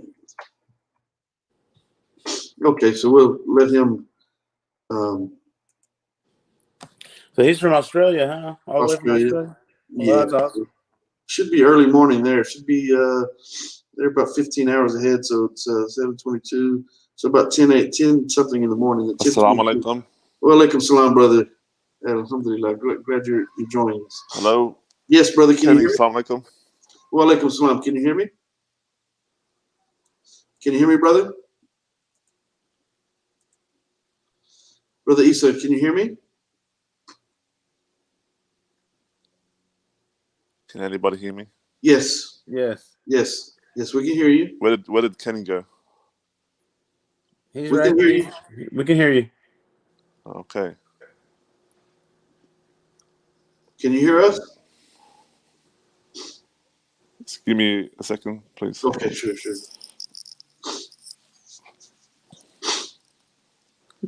Just over here doing cocaine left and right over here. Yeah. That cocaine is burning your nose up, brother. My goodness gracious. How low can you go? That's messed up. Oh, man. See, that was like, what? What are you? Man, come on. It's cocaine. Yeah, I watched the video. I responded. The first thing I did is I read it before I actually watched the little video. Because, I mean, obviously, I know it. I know what I do and what I don't do. Yeah. But I immediately got up and came in here. But then when I watched the clip, I was like, what? What? Because of that? Oh, man. And the thing is, he used to be a police officer, right? Or an MP, military police in the army. It's like that's what I asked him. I said, "What kind of military police were you? Hopefully you didn't lock people up based on that kind of evidence. You kidding me? Where's the integrity at? Holy moly! That'd have been. Oh man, that was funny. Oh my goodness. Brother Isa, we're still here waiting on you, brother, whenever you're ready. the sister, she sent me a message saying, okay, so he's saying there's a lot of background noise. I can try muting myself. Where he's at? Well, if he's actually accidentally logged out. There's a lot of background noise to you. Control who you mute. If you're listening,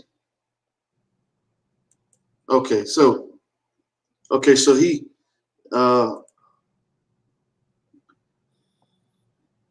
okay, so if you're listening, in real time, okay, so whenever you get on the platform, there's going to be a slight delay.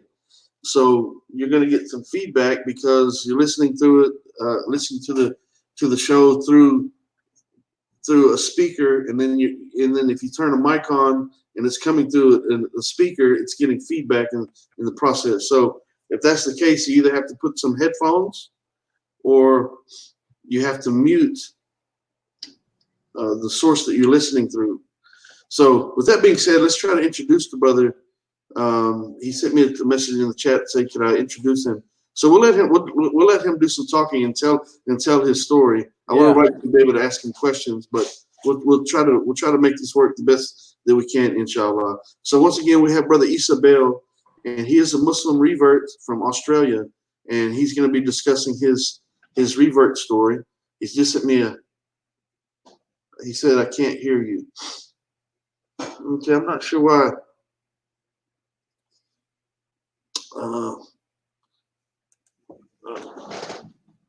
I'm going to tell him to leave and come back in. Yeah, that's what I have to do. Okay, I'm gonna actually remove him.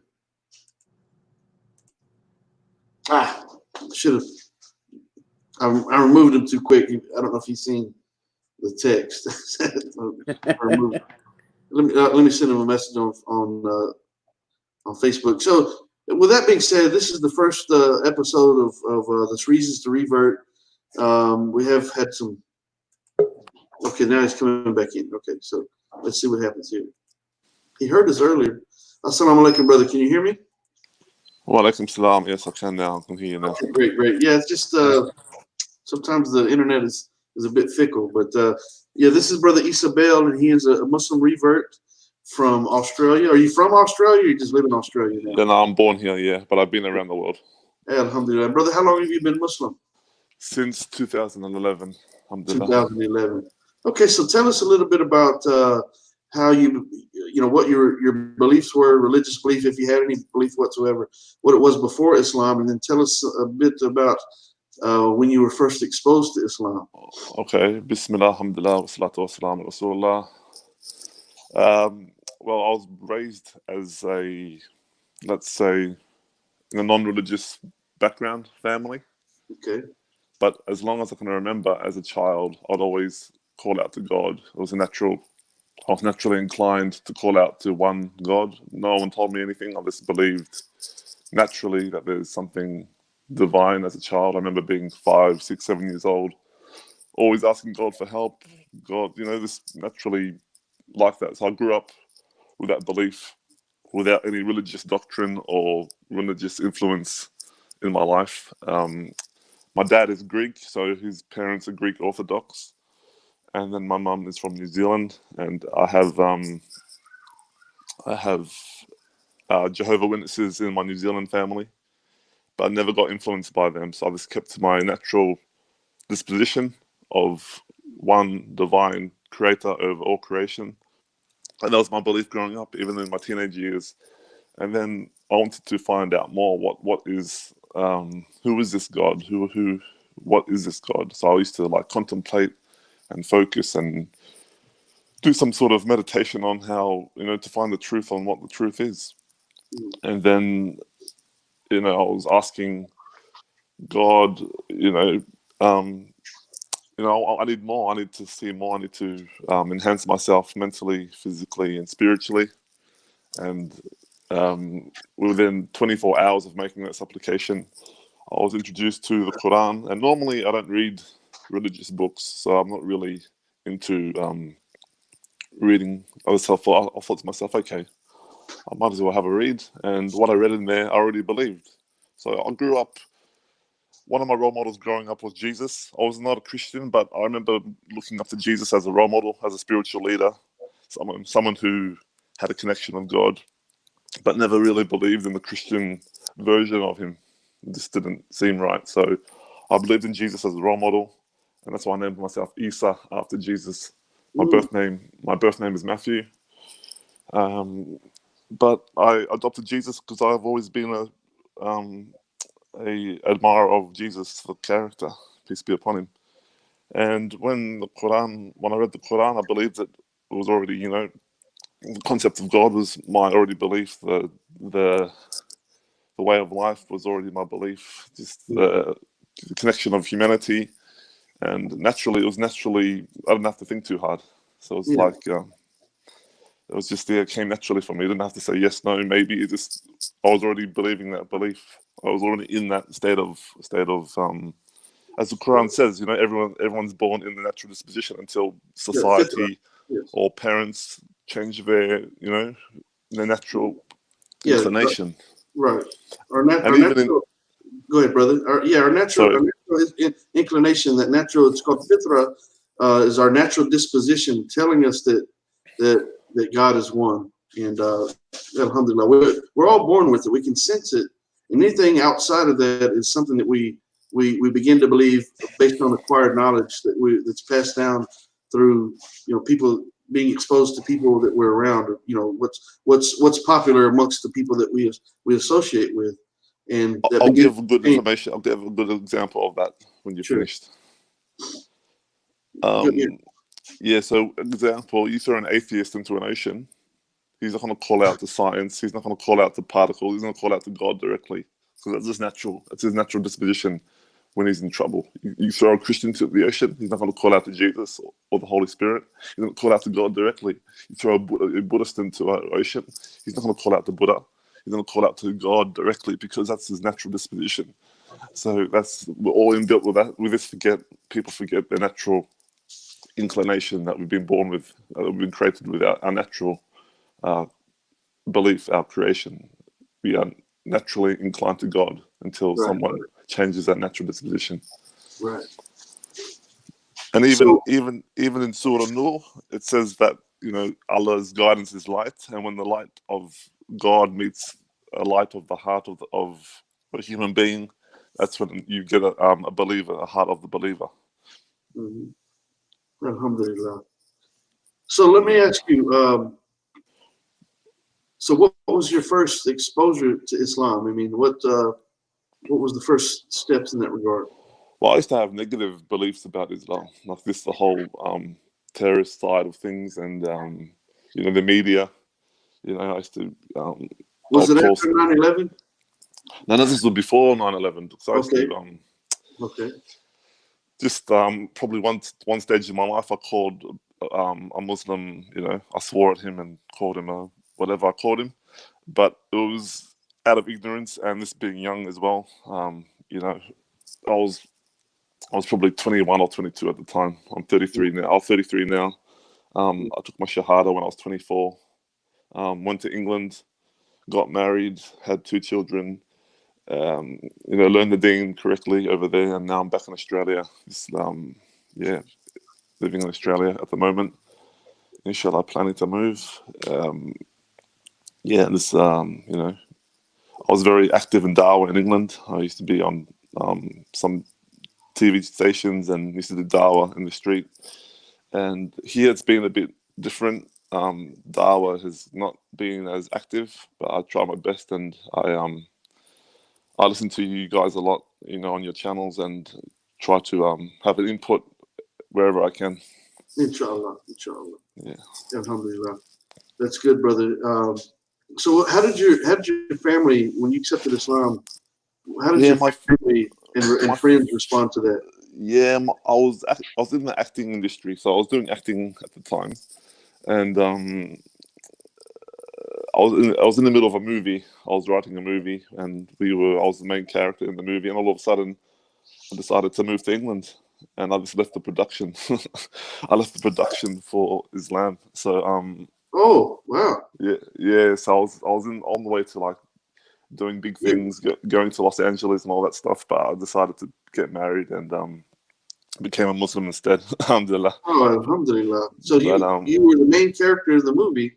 Yeah, I was the main character in the movie that I was writing. We were writing a movie. We spent like months, and I did a movie previous, and then I was, getting my portfolio ready and going to, getting connected in Los Angeles, and that was my plan. But Islam took over, and my heart was different. So yeah, Alhamdulillah. Alhamdulillah. But my parents, they're not really religious. My father's more like a Bruce Lee philosopher. So he's like be like water sort of philosophy. My mum is more like me before I became a Muslim. She believes in a creator but can't do religion. Like like even myself, religion used to put me off back in the day. Like even now, I don't call Islam a religion. It's a system and a law. That's a right. way of life. Not a religion where you have to believe in out there outrageous things and stuff like that. Yeah. It's a way of life. That's right. So yeah, my family's not that religious, but they respect me more now. My brother was a bit harsh at the start. He just thought, he's going through a phase or whatever. My mum and dad, they don't really understand the culture or the ways of Islam really. They try to, but sometimes they're disrespectful, but it's just out of ignorance, and but they're more respectful now as time goes on. Yeah. So that's still shocked by you were working on the movie, alhamdulillah, and you chose to set that aside for Islam to I just left the production. I left it in the lurch. I just left it behind. Working on the Day of Judgment for that. The thing is, I used to be involved in the music business. I signed 2 record deals in my life. Yeah. And I look back and I think, man, what a big waste of time. Although I enjoyed it and I was good at it and all those things. Yeah. I enjoyed the persona, the whole, we toured and we did all, I enjoyed it at the time. Yeah. But when it's all said and done, everything that we see is going to turn to dust. So all the Michael Jackson albums in the world, and I hate to say it because I'm an Elvis Presley fan, but all the Elvis Presley albums and all those things are going to turn to dust before the Day of Judgment. Literally everything that we see is going to turn to dust, and only Allah is going to be there, and then we'll be resurrected and be reminded of things that we did in this life. And if we lived our lives, obviously it's not a problem trying to be successful in life. I mean, Allah blesses us and gives us gifts and gives us things, to aspire to and try to make the best of this life, but not to the point that we make things that we're chasing. Like we mentioned yesterday, I think, Ronnie, we talked about things that in this life that you can actually make your God. So in this sense, Brother Isa, could have been that you did this movie and you became this big actor and you started making the fame and the fortune your God. The making yourself your own God in that sense. Even my intention, if I did get that status, it would have been, I would have given dawah. I would have given dawah to the whole masses. But even now, I'm striving to be a soccer player, but I'm doing it as a passion. So I play sports still. Yeah. I'm coaching and playing soccer. I'm 33 years old, but I still move like a 21-year-old. So I'm still, alhamdulillah, moving well and playing well. Alhamdulillah. Yeah. Well, that's good. 33. I'm a high school soccer coach myself. So. Oh wow, that's cool. Yeah. I play striker like Ibrahimovic. Oh, okay. Yeah, up front. I played in England. For South London. Got a bit of a name over there. Yeah, alhamdulillah. Yeah, that's alhamdulillah. That's good. Yeah, and these are all platforms that Allah has, blessed people with talents and blessed people with opportunities. And when you take those opportunities, those blessings that have been bestowed upon you, and you do try to find avenues to do dawah, you try to, not only verbally, actually talking about it, talking about Islam, but through your actions and your deeds and your character. And when the rest of the guys, they want to go to get some drinks after the game, I'm just, I don't know if they do that or not, but I'm saying just in general, avoiding things that are not becoming of a Muslim, and trying to strive in the cause of our Creator and do things that are in the obedience of Him instead of chasing things of the world. Allah says in the Quran that this world is nothing but play and amusement. Alhamdulillah. And so, and that's the facts. It's there's so many temptations out there, and so many ways that we can be lured into worshiping different things directly or indirectly. Worshiping the fame, fortune, money, women, cars, status, titles, all those things. And we have to be leery of those things. Yeah. So brother, let me ask you, in Australia, what is the in general, what is the perception about Islam in Australia? Well, they need to be educated. The Australians are, I'm sorry to say, Australians are the most dumbest people on the planet. Yeah. They're not very educated on other cultures or anything really. They're really backward. Even though I'm in Australia, I say that with respect, but a lot of people have to educate themselves on other cultures. And I live next door to anti-Islamic people. Really? And our neighbours are anti-Islamic. I've tried giving them dawah, showing them good character, but they're just very toxic and demon people. But So they know you're Muslim. Your neighbors know you're Muslim. Yeah, they know, and they as soon as we moved in, you could see they didn't like us. They tried being nice to us, but then we tried being nice to them. But then their true colours came out. So, but alhamdulillah, I make dua for them. But if it's not written for them, it's not written for them. But, brother, quite simply, you're doing dawah every time with every day that passes by, and what I mean by that is the fact that those people, regardless of what they're thinking internally, what they're seeing is their neighbors they're not causing a ruckus. The neighbors aren't causing any problem for the neighborhood. And these people across the street or next door, they're minding their own business and all those things. And that's dawah, alhamdulillah. That's a form of dawah as well. So we haven't reacted to them lately. 2 years ago, I did get into an altercation with the son because he had threatened my wife, and so I had to deal with him. But then the mum also threatened my kids as well. But I just showed her good character after that, and even she made up stories about me and tried to take me to court and stuff. But it didn't work. She knew she was lying, and she didn't turn up. So, but they're self-destructive anyway. They're self-destructing themselves. So, Allah will deal with them. That's right. Either guide them or destroy them. Either way, I'm happy. Yeah. Now let me ask you this. So, do you think that it's primarily Islam that's their issue with you, or do you think it was it could be some other things as well, or do you think it's specifically? I think as soon as we moved in, I think they just didn't like us at the start. Okay. And they used to smash our walls, bang our walls. They even still do it now, but they do it like trying to get a reaction out of us. But we just So in the interactions with them, do they talk about the religious? They bring up religion. In January, we had a bit of an altercation with them because they had police over there for some other reason, and they blamed us for it. And then they started calling us terrorists and you kill innocent people. Like out of anger and emotion, they were attacking us. So So you kill innocent people because you're a Muslim. They're the ones that are the terrorists. They've been terrorizing the street for 20 years here. We've been here for 3 years almost, 4 years. But they've been here 20 years and they've been terrorizing everybody here.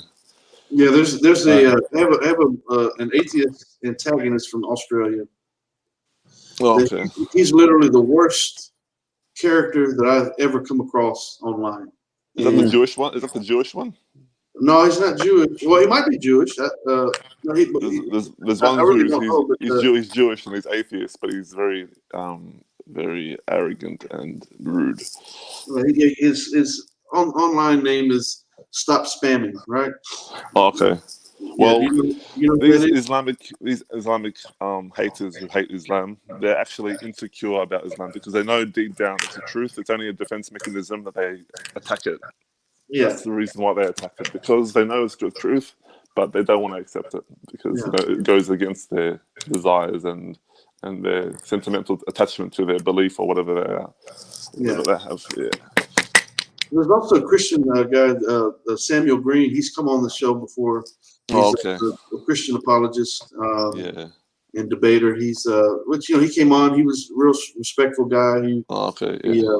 But obviously he's on the he's Ronnie up there in the corner. The brother Ronnie up there is a guy I grew up around, and he's actually Christian as well. He comes on the show quite often as well. But so some people. They know how to conduct themselves with decency and of course. don't pass judgment on people based on their religious beliefs. And the Quran says, if you get attacked, you respond in kindness. You respond in peace, and then that's when they don't know what to do at that point. Fight those who fight you and run them out of places they run you out of. But if at any point they stop their aggression toward you, you stop your aggression so that you never become those who oppress. Yeah, exactly. So we have a right. We can defend ourselves. If a man comes and slap me upside my head, he's gonna wish he didn't. But the fact of the matter is, if he strikes me once, I can only strike him once. I can't strike him a second time. That's Islam. Because if we strike him the second time, now we've transgressed the bounds and we've gone beyond our self-defense, right? And Islam mandates that we only fight back in self-defense of self, obviously self-defense or defense of others. And but if at any point the aggression stops, that we have to stop. We can't just kick a man when he's down. And so it kind of goes hand in hand with what we were talking about earlier, Ronnie, in regards to even verbally kicking someone when they're down, not just physically, oppressing them financially, slandering them, trying to, accusing them of being accusatory, or focusing on someone's mistakes of the past and trying to verbally oppress them and kick them when they're down, quote unquote, kick them when they're down verbally. So that's true. Yeah. So Islam a Christian, this just blows my mind because my eyes are open to I'm new to all this platform stuff, and it's really a world that you bring yourself into when I'm on here. And I'll tell you why I'm on here and in a second, but my eyes were open to this whole new world of debating, and when I went to Eric Smith's page, I've never seen people claim to be Christian and so caught up or bent up on trying to prove Islam wrong and trying to prove all the Muslims wrong in their religion, and they spend 95% of that and 5%, maybe if even that, of trying to tell people about Christianity. That's right. If you're really a Christian and you believe that Jesus is the Lord and Savior, and you have a knowledge of the Bible, and you're so intelligent, use all that to try to talk to people in hopes that they would come to Christianity.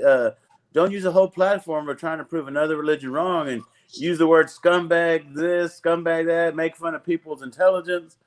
And that is just blows my mind. And I'm still, man. And the reason why I'm on here is because you guys talk about your beliefs and why you believe it, and I'm trying to learn it.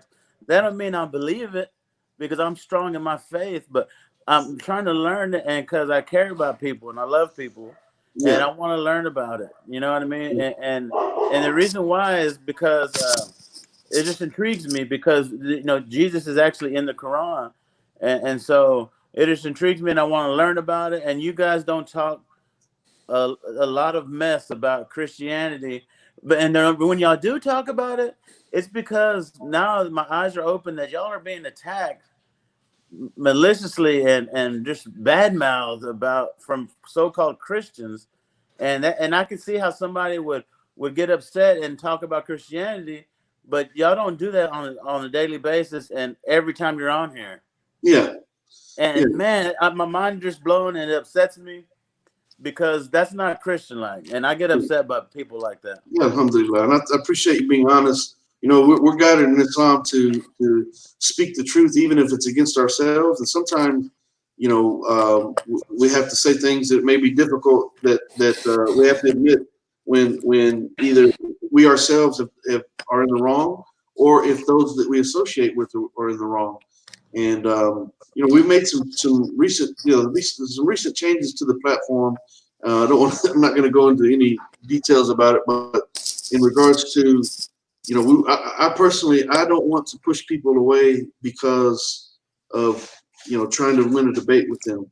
I want to actually engage people in a decent dialogue and decent conversation, and let's bring up logical points and not offend one another, not try to insult one another, try to belittle one another, or try to you know, just I'm smarter than you. You know, no, that's, you know. So we have to have a balance there. Allah says in the Quran to invite to the way of your Lord with wisdom and kind words. So part of the wisdom is, and also says, and argue with them in ways that are best and most gracious. But part of that wisdom is knowing, you know, when, you know, what to say and when to say it, knowing when to be silent, knowing to stop and think before you speak, and knowing that okay, if I say such and such, that can be perceived as offensive.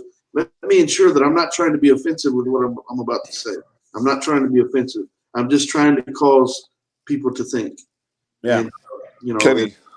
Yes, brother. Go ahead. Kenny, do you remember? Is Abu Yazid on the line now? He has an interesting Revert story. Abu Yazid. Oh, Abu Yazid. Yeah, he's not on right now. But yeah, he's C.L. Edwards. C.L. Edwards. Yes. Yes. And I'd actually like him to be a regular part of the show. I'm gonna reach out to him because his demeanor is conducive to exactly what I'm trying to achieve and trying to give dawah. Have dialogue. Let's debate a little bit. Let's discuss, but let's do it in a way that we're all going to benefit from. I used to debate him when he was a Christian. When he was a Christian, I bet that was interesting. That was very interesting. And then that was back in 2015. That was back in 2015.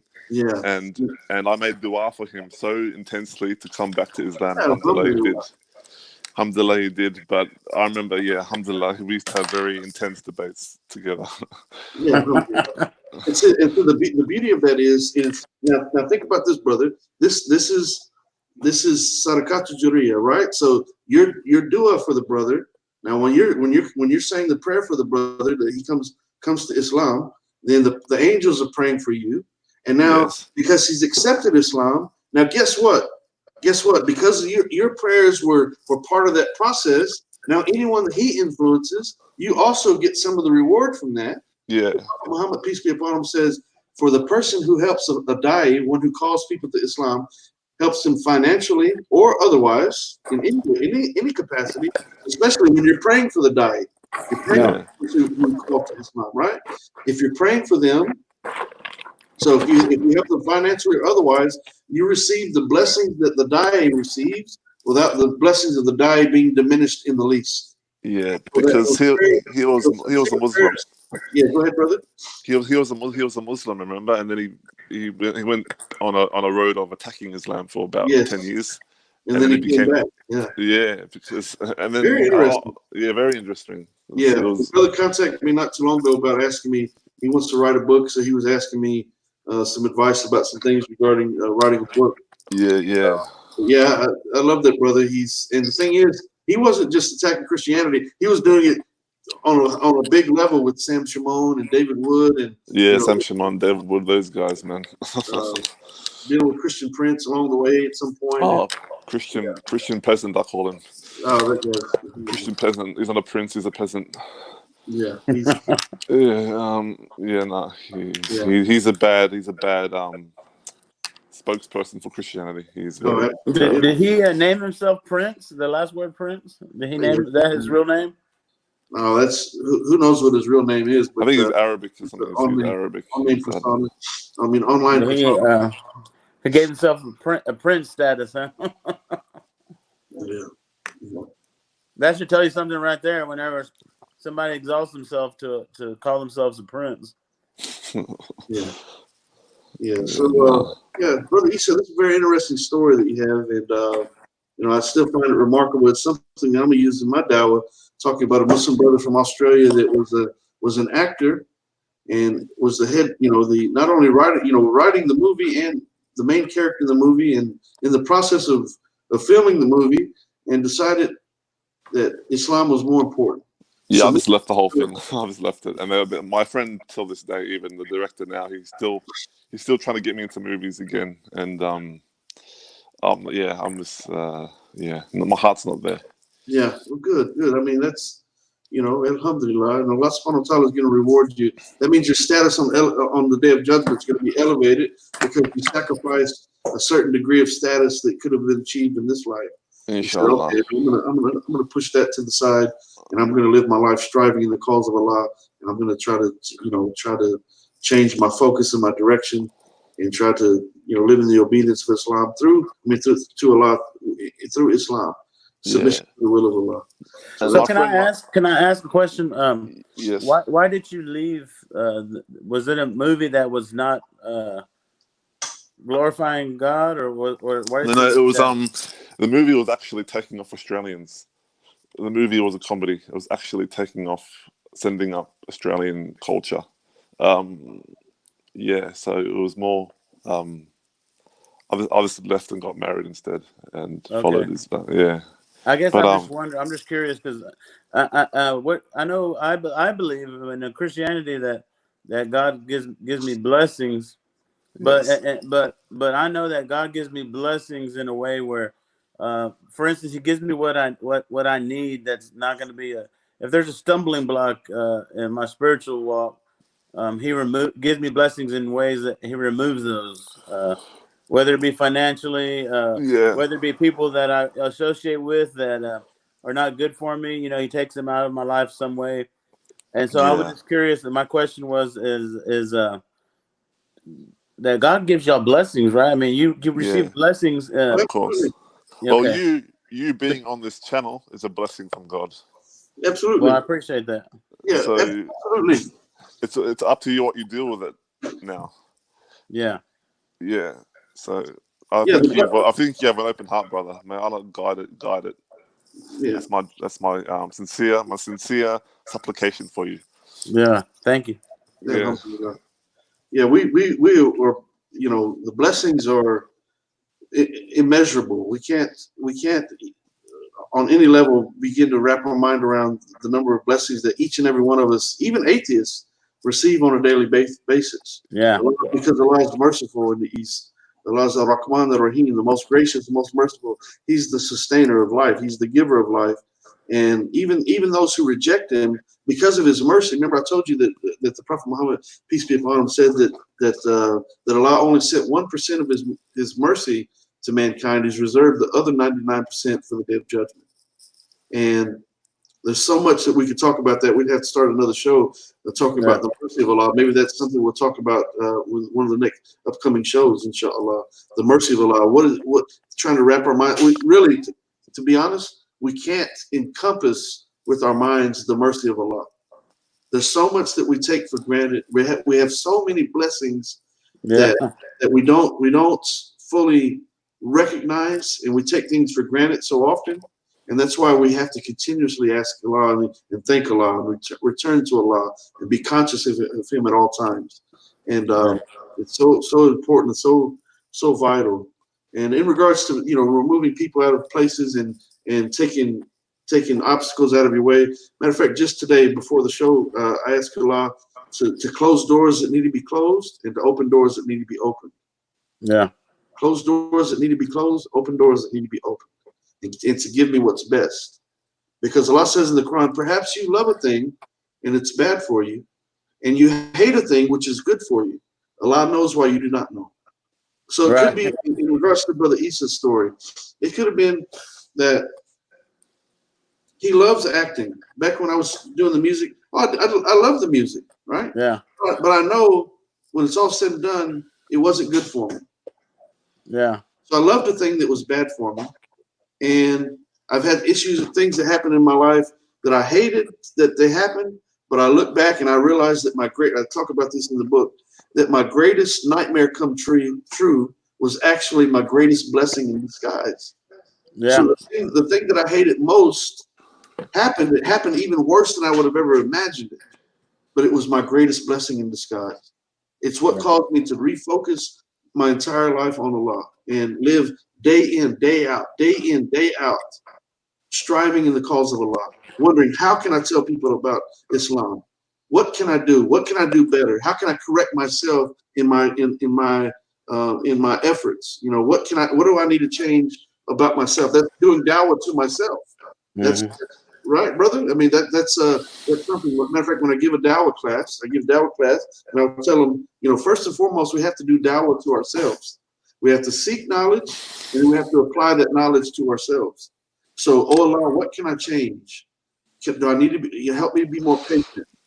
Help me to implore more wisdom and guide me every step of the way. I can't make it without you. I just can't. That's do right. it. And whenever I'm preaching a sermon or one of the things that I always say is, okay, now that we've learned something, let's apply it to our lives. That's right. That's right. Let's apply it to our lives. And even just waking up this morning was a blessing. Absolutely. When we wake up, as Muslims say, Bismillah. Bismillah ar-Rahman ar-Rahim. I woke up again, alhamdulillah. Yeah. You know, in the name of Allah, the most gracious, the most merciful. Thank you, Allah. Because, you know, the fact of the matter is that, you know, we talked about it yesterday. One day, the last thing that we do will be the last thing that we do. The last thing that we say will be the last thing that we say. The last thing that we type into social media trying to, you know, make some sort of impression will be the last time that we typed it in there. It'll be the thing that the world remembers us by. But Allah has recorded every bit of it. Alhamdulillah. Two recording angels recording every action, every deed, every word that we speak. And so we have to be conscious of that and put Allah first in all things that we do. Alhamdulillah. I mean, so it makes me so gracious grateful that I am a Muslim. I mean, I couldn't make it otherwise. I couldn't make it. And you know, since I'm on the platform too, you know, I'm willing to answer questions about my beliefs in Christianity and things like that. But I do want to say, whenever I leave this platform, that if I feel good about it, and I know that God is in these discussions, because we glorify Him so much on this show, on the platform every day. Absolutely. And I feel good about it after I leave because I feel like God is in it. So absolutely. That's what it's all about. Matter of fact, share it with other people, because the fact of the matter is, now right now, and please take this with a grain of salt. Okay, so Allah says in the Quran that Allah calls to Islam those whom He chooses. Okay, so just like the fact of the matter is, what's transpiring today. If Allah has, if you ask Allah and you do it sincerely, you ask obviously you know what I'm saying, Allah. I'm talking about our Creator, right? Right. When you ask our Creator, Allah, oh Allah, open doors for me that need to be opened, close doors that need to be closed. Give me what's best. Guide me to what's best. Guide me to what the truth is. And you believe that, and you're praying that prayer sincerely, just like the brother Isa mentioned in his Revert story that. He was asking God to guide him to the truth. Yeah, I talked about a couple of stories, a couple of shows ago about me sleeping with the Bible under my head one night, and I was reading it in the Quran the next night. Now in the process, I'm reading both books, but what I was trying to do, I was saying, "Oh Allah," I'm still praying to Allah, and I'm saying, "Oh Allah, if I'm wrong about anything, if I trust you as my Creator. If I'm wrong and Christianity is the answer, guide me to Christianity. If Islam is the answer, enforce that and show me, give me direction. Alhamdulillah, I'm still a Muslim. Okay, so take that with a grain of salt. But what I'm saying is that this desire within you to seek, it's intriguing to you. Alhamdulillah, it's nothing happens but by the will of Allah. That's what's called the qadr of Allah, the will of Allah. That he gives certain people the ability to think and use logic and reason. It says, as for those who disbelieve, It matters not if you warn them or do not warn them, they will not believe. Allah put a seal over their hearts and over their hearing, over their eyes as a veil. Woe to them for the penalty that they incur by choosing not to believe. People that their minds are made up, I'm done. Yeah. I'm not going to believe no matter what you tell me. Get away from me. I don't even want to hear it. They put the barrier up. And Allah, because Allah says, let there be no compulsion in religion, He's not going to force them by tearing the barrier down. Now, He might send sign after sign after sign that He exists and give them opportunity to follow the truth, but He's not going to force them. They have to do it willingly. Right. Who wants to be recognized or loved if you've done it by force, right? You can't sincerely love you. No, and, you can't. And so, with that being said, brother, I mean it's a journey. It's a journey, and alhamdulillah, we're trying to get to paradise when we die, and we have to trust that our Creator is going to lead us to what's best in Sirat al-Mustaqim, the straight path, the path that He's chosen, that He sent every prophet to guide us to in monotheism. All the prophets, if you look at all the messages, all the prophets, they're all talking about the worship of one God, including Jesus, peace be upon Him. Alhamdulillah. And you see this Muslim brother, he's named himself Isa after even Maryam. Jesus, in the Quran, the name of Jesus is Isa. As a matter of fact, in Aramaic, they would have said Esau. There is no J. There is no J in the Greek. So technically there would be no name Jesus. His name was Isa or Esau. And here we are, Isa, the son of Mary. Matter of fact, in regards to I don't even know if you know this, Ronnie, as we get ready to close the show out, but in the Quran, there's a surah named Maryam, Surah Maryam, and it's titled specifically after the mother of Jesus, alhamdulillah. Yeah. And so, isn't that the only woman that is talked about in the Quran, or am I the only wrong? one by name, yes. By name, yeah. Yes, by name, yes. And so, matter of fact, Jesus, peace be upon Him, mentioned 25 times in the Quran, 25 times. Alhamdulillah. And it's beautiful. It's beautiful. I've got to get you a copy. I need to make a trip down there and give you a copy.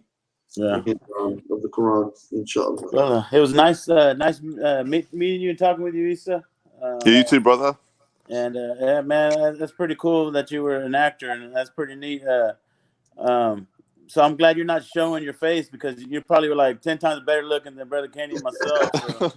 So don't make us look bad, man. He's probably 20 times better looking than me and just 10 times better looking than you. So yeah. And he's 33, so man, over 10 years old younger now. My advice to you is to do sincere research and open your heart, and then things will come naturally. Yeah. Absolutely. Oh yeah.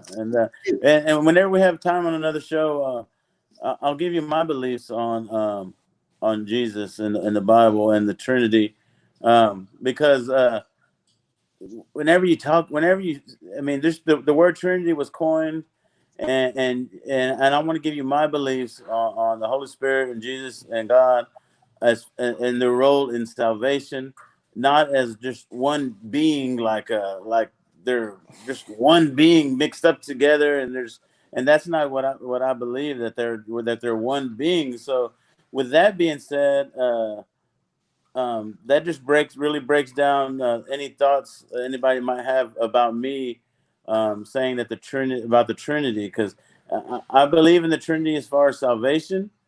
I don't believe that they're all one person mixed up and just together as one. And whenever you have that belief, it's totally contradicts many scriptures in the Bible. But whenever you have the belief that Jesus was the Son of God, and God gave Jesus the power and authority as far as because of our salvation, then the scriptures really go and they fit and they make sense. But you can't just say, I believe in the Trinity, Father, Son, and the Holy Spirit are all one person, all one being, because that doesn't fit in any of the scriptures, and it doesn't fit in anything that Jesus talked about. And so anyways, later on I'll give my in-depth belief and things like that. And so inshallah, we'll talk about some other things. And yeah, Brother Isa, it's been great having you on, and I know there's a pretty big time difference here, but usually it's going to be around 9 a.m., 10 a.m. your time that we go on. We'll go on 5 p.m. Central Standard Time, sometimes 6, between 5 and 6, depending on what's transpiring. But today we went on at 6, but usually between 5 and 6, somewhere in there, we're going to go on. Yeah, alhamdulillah. I spoke to you last night at work, so it's a pleasure being on, and thank you for having me on. Yeah, alhamdulillah. I'm so grateful to have you on, brother. May Allah subhanahu wa ta'ala bless you for the choices that you made, and pray Allah subhanahu wa ta'ala blesses you for all your dawah and gives you patience in dealing with those next door neighbors over there. Yeah, I mean, I'll be praying for you for that. That's for sure. So mate. Okay, so alhamdulillah. So we'll go ahead and close the show out. It's been beautiful. The sister was trying to get on. She said that she couldn't get on because the browser wouldn't let her. It's with this particular platform, it recommends Chrome would be the best browser to use the Chrome browser. And so we'll try to set something up with the sister maybe for next week, inshallah. I do recommend everyone tune in for Friday. We're going to have an ex-Muslim, ex-Marine rather, a United States Marine that was planning to bomb a masjid. And after walking into the masjid to case the place for his plan, he started talking to the Muslims in there, and they gave him a Quran, and he started reading and in a few weeks later, he accepted Islam, and eventually he became the president of that masjid, the very masjid that he was planning to bomb. He became the president of that masjid. His name is Richard Kinney, and he'll be a special guest on Friday, inshallah, at about 7 p.m. on Friday, Central Standard Time. So that'll be about, I guess, 11 p.m. your time, bro. Okay, I'll get on, inshallah, after You'll work. be on. I'll do some advertising about that. Okay. But yeah, so everyone listening, please subscribe, like, and share the video. Share the links for the YouTube with other people so that we can expand the platform, inshallah. We can reach more non-Muslims and try to convey the truth and the beauty of Islam, guiding people back to the worship of one God and one God alone, our creator. Alhamdulillah. We can't go wrong. If we go that route, we can't lose. We can't lose. Like Brother Kareem said earlier, when we get to heaven, is Allah going to have a problem with us worshiping him alone? When we said, we're answering to him and say, I was only worshiping you, the one who created me. Alhamdulillah, he's not going to have a problem with that. As a matter of fact, that's what he's guiding us to do, and he's done that through all the prophets. Peace be upon them all. So this is Kenny Bomer Live. Consider this TV where truth is made clear from falsehood. And I do bear witness there's no God other than Allah. And I bear witness that Muhammad sallallahu alaihi wasallam is his final servant and seal of our prophets. Thank you for Ronnie Pena, a.k.a. Honey Buns, joining the platform. Also, Brother Isa coming on and telling us his beautiful Revert story. And we look forward to having him on in future shows. Yeah. Inshallah. I hope we can make that happen, God willing. And so I encourage everyone to please subscribe once again to the YouTube channel and hit the Patreon link. We're trying to we got some big things coming up, and we could use the financial support, inshallah, so that we can build the platform and do some promotion and marketing, things that we need to do to make that happen. And for everyone that we reach, thank you, Brother Mukit, for posting that link in the YouTube channel. I've just seen you post that. Assalamu alaikum, brother. Thank you. May Allah reward. But yeah, please give to the Patreon. Click on the Patreon link for Consider This TV. And this is Sadaqat Jariyah for the Day of Judgment. Perpetual blessings for anyone that we guide to the truth through this platform. You also receive blessings simply by helping and contribute for the cause. We're also trying to get water wells built, and we're trying to feed the hungry, and we've got different things that we're working on. So your help is much needed, and may Allah subhanahu wa ta'ala bless everyone for their intentions. And if you can't give financially, your prayers are most important. Please pray that Allah blesses the platform and He accepts our efforts in trying to share Islam with other people. So, with that being said, I'll leave everyone by saying, Assalamu alaikum wa rahmatullahi wa barakatuh. Peace be upon every one of you listening. Alhamdulillah rabbil alameen. Thank you, brothers. All right, thank you. Have a good night.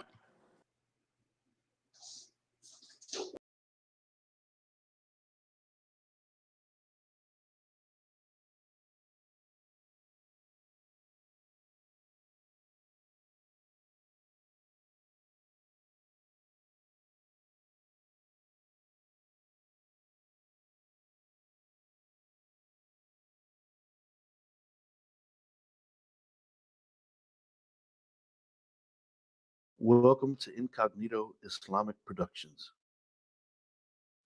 Consider Islam disproving the Patriots of propaganda. Introduction. Without Islam, submission to God, I am incapable of maneuvering through this world and all of the obstacles that it presents. I can't do it. I have tried, I have failed. The continuous return to prayer 5 times each day and the continuous remembrance of Allah, blessed and exalted is He, has been vital in my ability to cope with some exceedingly difficult events that have transpired in my life. No, I have not always lived in the obedience of Allah, but in His wisdom and mercy, He calls people back to Him through various tests and trials that have caused me to look at life with a whole new understanding. It has caused me to realize how precious time is. Time is like ice melting away. My intention for this book is to defend Islam against falsehoods and misconceptions that have been used to tarnish this way of life, which is a true source of peace and comfort for those who have humbled themselves in sincere submission to our Creator. Blessed and exalted is He. It is not my intention to offend any individual or group with anything that I say. My objective is to present information to the reader that will cause them to realize that what has been presented to them about Islam may or may not be true, as antagonists fervently and routinely make false and erroneous claims. Islam is demonized using news broadcasts, social media, movies, radio, podcasts, 30-second sound bites, and headlines, which are used to shift and shape the beliefs of the masses. Many fallacious claims are made about Islam by hate mongers who hide their hatred behind a veil of freedom of speech. This book is a defense against those who utilize valuable time and resources in order to tarnish Islam, as well as Muslims all over the world who face the unprovoked hatred daily. There are some in the world who label themselves as Muslims who have been led astray by people seeking to achieve their agendas, but those people by no means represent the true followers of Islam. I am simply asking the reader to balance the scales and to consider what is presented fairly in order to decipher for oneself what Islam is while rejecting what it is not. I'm asking people to be readers instead of repeaters by encouraging them to sincerely seek out the truth through legitimate research instead of relying upon others to feed them information. Living in the era of fake news and social media makes us all victims of mass marketing techniques that are not limited to products that are being sold. Ideologies, philosophies, religions, and politics are also being manufactured, marketed, and sold to people on a large scale. It would be naive to assume that people holding the power of persuasion are not sometimes motivated by ill intent in their motives and practices. With that in mind, I welcome the reader and I encourage you to consider Islam based on your own sincere desire for the truth. Truth is the truth even if no one believes it, and a lie is a lie even if everyone believes it. When seeking truth, we must ask ourselves, am I seeking truth or am I looking for comfort? While realizing that truth isn't always comfortable. We must face the reality that if we're simply looking for what is comfortable, we may not find the truth. Writing this book may be the most important thing I ever do in my life. Today is the most important day of our lives because yesterday has come and gone and tomorrow may never arrive. May Allah accept my efforts. Ameen. The Quran states, truth has now arrived and falsehood has perished. For falsehood, by its nature, is bound to perish. Surah Al-Isra, chapter 17, verse 81. This concludes the introduction.